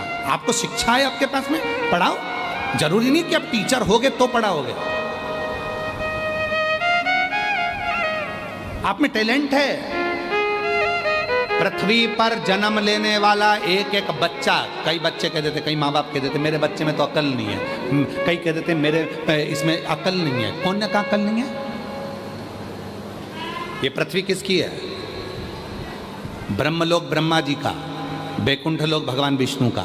पृथ्वी किसकी है? मृत्यु लोक किसका है? जम के बोलो। देव अधिदेव महादेव का। ब्रह्मलोक ब्रह्मा जी का, बैकुंठ लोक भगवान विष्णु का, मृत्यु लोक मेरे शंकर भगवान का है।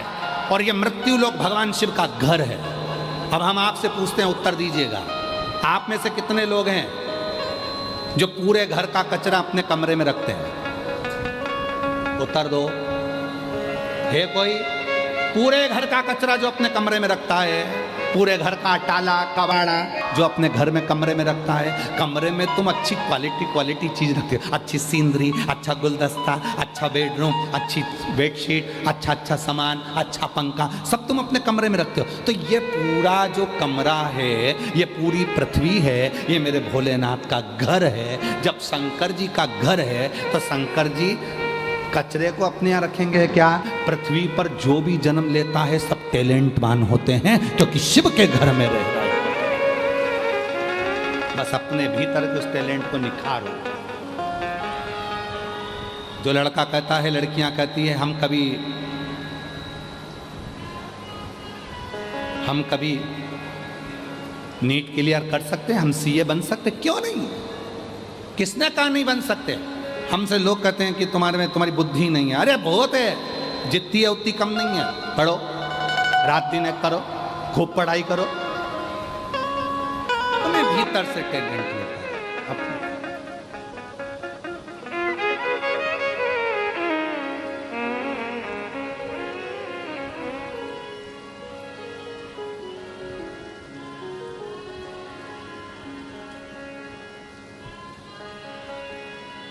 किसी ने बहुत अच्छी बात कही है, जिंदगी में इतने धोखे खाए हैं, जिंदगी में इतने धोखे खाए हैं, अब तो शहद भी उसी से खरीदता हूं जिसका मुंह सूजा हुआ होता है।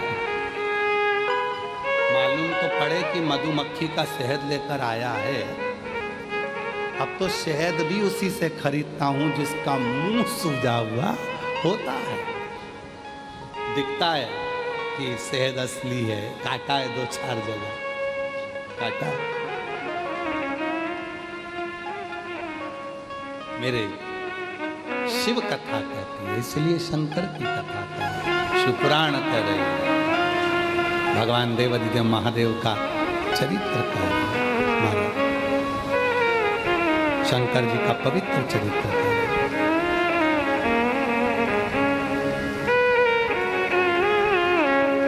शिव की साधना करें, शिव की साधना।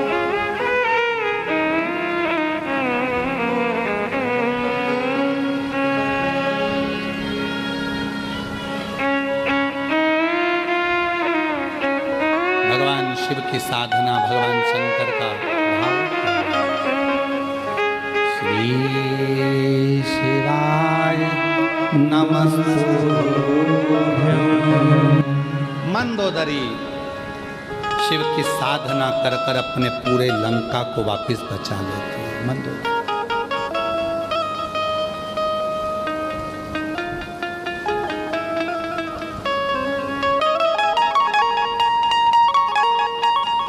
शिव साधना से एक स्त्री, एक नारी, एक बेटी, एक बहन, एक माँ अपने पूरे घर को बचाकर,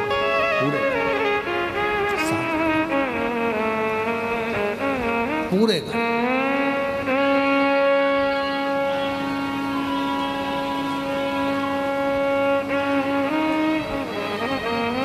कई जेंट्स लोग कह देते हैं हम दिन भर दुकान पर बैठे रहते हैं, दिन भर काम करते हैं, ऑफिस में रहते हैं, दिन भर नौकरी करते हैं।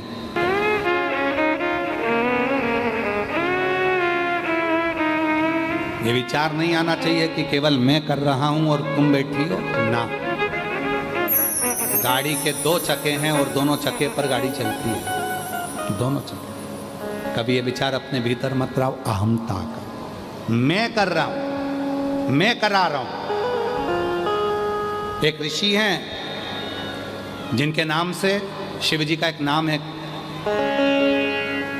कफलेश्वर महादेव।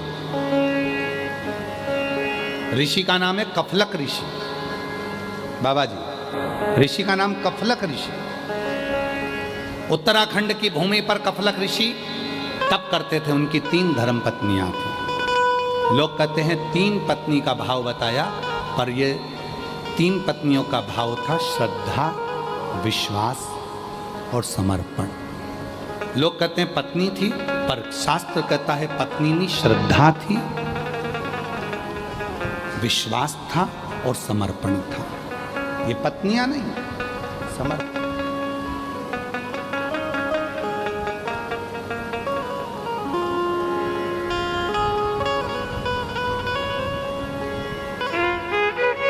ये समर्पण है। कफलक ऋषि श्रद्धा को धारण कर कर, विश्वास को धारण कर कर, समर्पण को धारण कर कर उत्तराखंड की भूमि पर चले गए। एक गुफा के अंदर तप करने लगे। उनके तप करने का कारण केवल इतना था कि शिव जी से उनको 3 प्रश्न करना था, केवल 3 प्रश्न भोलेनाथ जी से, और कुछ नहीं। कोई चाह नहीं है मांगने की, कोई चाह नहीं है कुछ पाने की। केवल प्रश्न करना है। कफलक ऋषि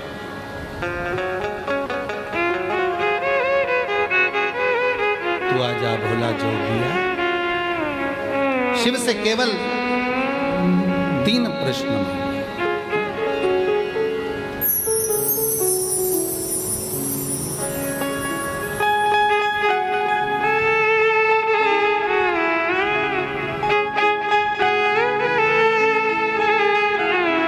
शिव को पुकारने के लिए, शंकर को पाने के लिए शिव जी से केवल 3 प्रश्न,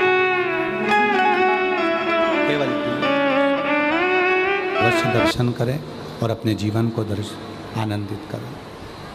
28 अगस्त को रक्षाबंधन का त्यौहार सभी बहनों को सीहोर वाले भाई की ओर से बहुत बहुत बधाई हो।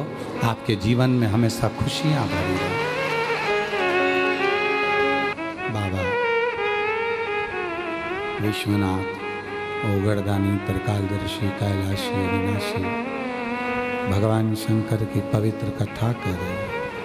शिव महापुराण की कथा वर्णन कर रही है। देवादिदेव महादेव का पवित्र चरित्र कह रहा है। शिव पुराण कह रही है।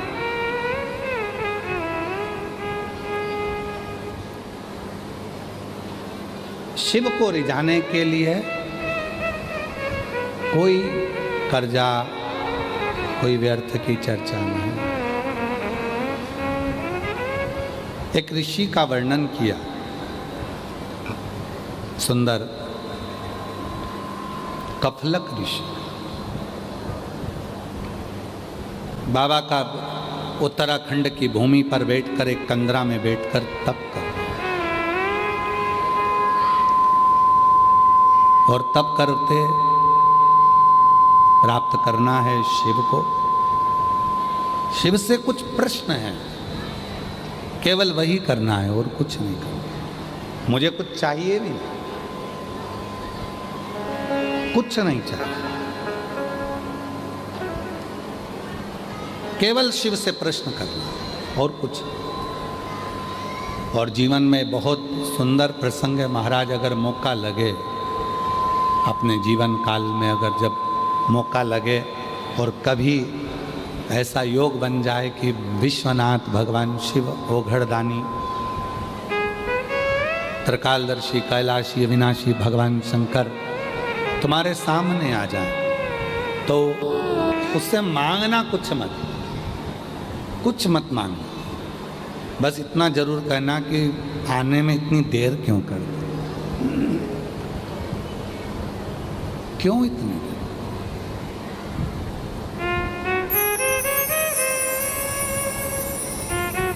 क्यों इतनी देर। यही मांगना कि हमको कुछ चाहिए नहीं, पर इतना जरूर बताओ कि तुमने आने में देरी क्यों कर दी।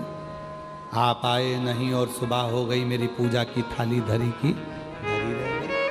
क्यों नहीं आए, कारण क्या है, किस लिए नहीं आए।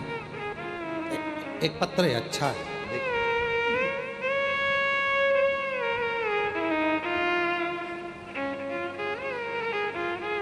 जब हम मिले उससे कहा जाए, अच्छा पत्र। मेरा नाम बबीता साहू है। कहीं बैठी हो तो हाथ हिला सकती हैं। ग्राम केरा, जिला जांजगीर चांपा, छत्तीसगढ़ की रहने वाली है। कहीं बैठी हो तो हाथ हिला सकती हैं। मेरा नाम बबीता साहू है। ग्राम केरा, जिला जांजगीर चांपा, छत्तीसगढ़ की रहने वाली है। गुरुजी, 1 लोटे जल और पशुपति व्रत की महिमा का मैं क्या वर्णन करूं। मेरा पति 15 साल से शराब पी रहे थे। गुरुजी, हम लोग बहुत परेशान रहते थे। तब मेरी सहेली ने आपकी कथा और पशुपति व्रत के बारे में बताया। तो उत्तराखंड की भूमि पर, उत्तराखंड की कंदराओं में कफलक ऋषि तप कर रहे हैं, साधना कर रहे हैं। और उत्तराखंड की भूमि पर जब कफलक ऋषि तप कर रहे थे, केवल शिव की भक्ति, शिव की साधना करने का कारण केवल इतना था कि 3 प्रश्न थे, उन 3 प्रश्नों का उत्तर चाहिए। केवल कुछ प्रश्न हैं जिनका उत्तर चाहिए। 3 प्रश्न। भगवान देवाधिदेव महादेव से प्रार्थना करें। और आपसे भी निवेदन है, भगवान शिव से जब मिले तो पूछना कि क्यों इतना देर कर, कारण किस कारण से, क्यों नहीं आए। कपिलक ऋषि के सामने, कपिलक ऋषि के सम्मुख में, कपिलक ऋषि के सामने, कपिलक ऋषि के सम्मुख में भगवान शिव प्रगटे। और आपको अभी कहा था, समर्पण, विश्वास और श्रद्धा, ये 3। अभी माननीय मुख्यमंत्री जी कह रहे थे कि दीदी श्रीमती कौशल्या देव सहाय जी प्रत्येक कथा में आती हैं। हम कहें कि इनका भाव समर्पण शिव में बहुत है। ये भगवान शिव की ही अविरल भक्ति है। एक बार जोरदार ताली बजाएं श्रीमती कौशल्या देवी सहाय जी के लिए। समर्पण है। पार्थिव शिवलिंग का निर्माण हो, और हमने पहले भी कहा, आदिवासी वनवासी क्षेत्र की जितनी भी बेटियां हैं, आदिवासी वनवासी क्षेत्र की जितनी भी बेटियां, उनको शिक्षा के क्षेत्र में कैसे आगे बढ़ना चाहिए, उसके लिए श्रीमती कौशल्या देवी सहाय जी सहायक बनकर आगे बढ़ते हैं। बहुत साधु। और मैं तो माननीय मुख्यमंत्री जी को भी साधुवाद दूंगा, जो आज हमारा केंद्र और पूरी ये छत्तीसगढ़ की पूरे आनंदमय सरकार मिलकर आज पूरे छत्तीसगढ़ को नक्सल मुक्त करा रही है। उसके लिए साधु शिव कथा कह रही है, भगवान शंकर का चरित्र कह रहा है, शिव पुराण कह रहे हैं। कपिलक ऋषि भगवान शिव की साधना करते हैं। साधना में क्या चाहिए? अभी आपको कथा में कहा था कि व्यर्थ का खर्चा और व्यर्थ की चर्चा, ये दोनों ही हमें बर्बाद कर देते हैं। शिव पूजन में ना तो तुम कभी कर्जा लो, शिव पूजन में ना तुम कभी किसी से धन लो। शिव पूजन में यहाँ तक शिव पुराण की कथा कहती है कि शिव के मंदिर में दर्शन करने जाना, भगवान शंकर के मंदिर में अगर पहुँचना, और यदि तुम्हारे पास में कोई धन भी नहीं है तो पड़ोसन से मांगकर या रिश्तेदार से मांगकर 1 रुपया भी समर्पित मत करना। क्यों? अपने बाप के सामने, अपने पिता के सामने हम दूसरे से हाथ फैलाकर यदि मांग कर शिव को देते हैं तो शिव को अच्छा नहीं लगता कि मेरे होते हुए तो दूसरे से मांग रहा। मांगो शिव से, शंकर से। शिव कथा कर रही है, मांगो शिव से और किसी से नहीं, किसी से नहीं, शंकर से। कई लोग कहते हैं भगवान से क्या मांगना, भगवान से तो मांगना ही नहीं चाहिए। किससे मांगे? तो पत्नी पति से नहीं मांगे तो क्या पड़ोसी से मांगे? बेटा बाप से ना मांगे तो क्या दूसरे से मांगे? बेटी अपने माँ बाप से ना मांगे तो क्या दूसरे से मांगे? शिव हमारा पिता है, भगवान शंकर हमारा बाप है, शिव हमारा पिता है। क्यों ना? क्यों? दुख है, तकलीफ है, कष्ट है, मांगो शिव से। हम एक पत्र पढ़ रहे थे, उस पत्र में आधा पत्र रह गया था। उस पत्र में बताया था, मेरा नाम बबीता साहू है, हम ग्राम केरा, जिला जांजगीर चांपा, छत्तीसगढ़ की रहने वाली हूँ।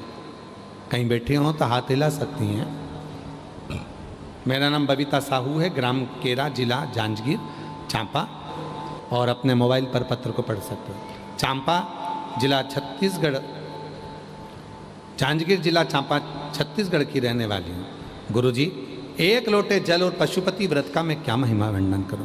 मेरा पति 15 साल से शराब पी रहा था। गुरुजी, हम लोग बहुत परेशान थे।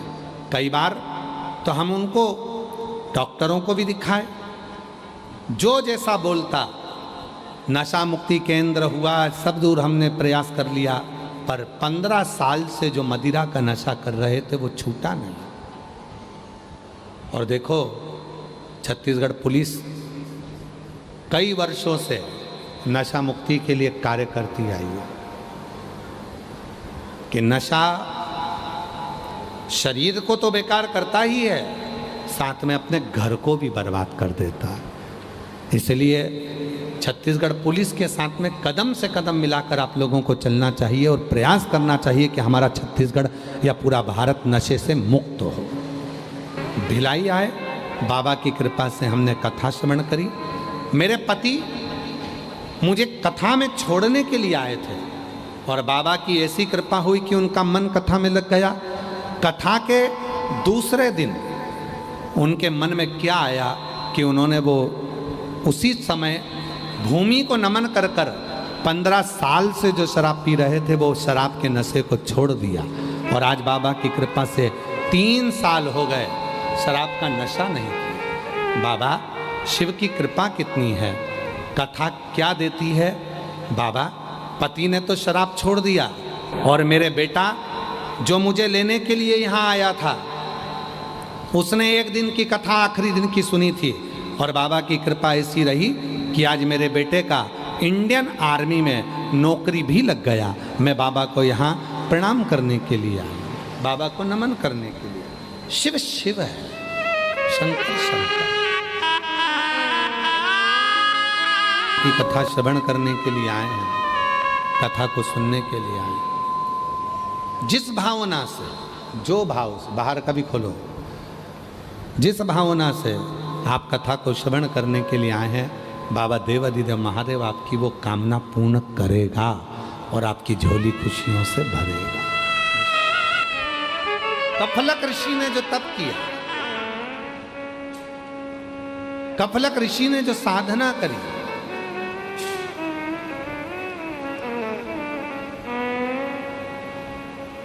जो तप साधना करी, जो साधना, कफलक ऋषि, शिव प्रकट हो, भगवान ओघरदानी, भगवान शंकर त्रिकालदर्शी, कैलाशी, अविनाशी, भगवान शंकर प्रकट, शिव प्रकट हो, भगवान शंकर प्रकट हुए, शिव जी प्रकट हुए। पूछा, मेरे तप करने का कारण क्या है, क्यों किया है? कफलक बाबा से भगवान शिव पूछ रहे हैं, कफलक ऋषि से भगवान शंकर पूछ रहे हैं, भगवान शिव पूछ रहे, भगवान शंकर पूछ रहे, क्या कारण? कहा, केवल कुछ प्रश्न हैं जिसके उत्तर के लिए मैंने आपको प्रकट कर दिया। कुछ प्रश्न। क्या प्रश्न है, क्या प्रश्न? कहा महाराज, प्रश्न है, मेरा एक प्रश्न है कि संसार में जब मनुष्य जन्म लेता है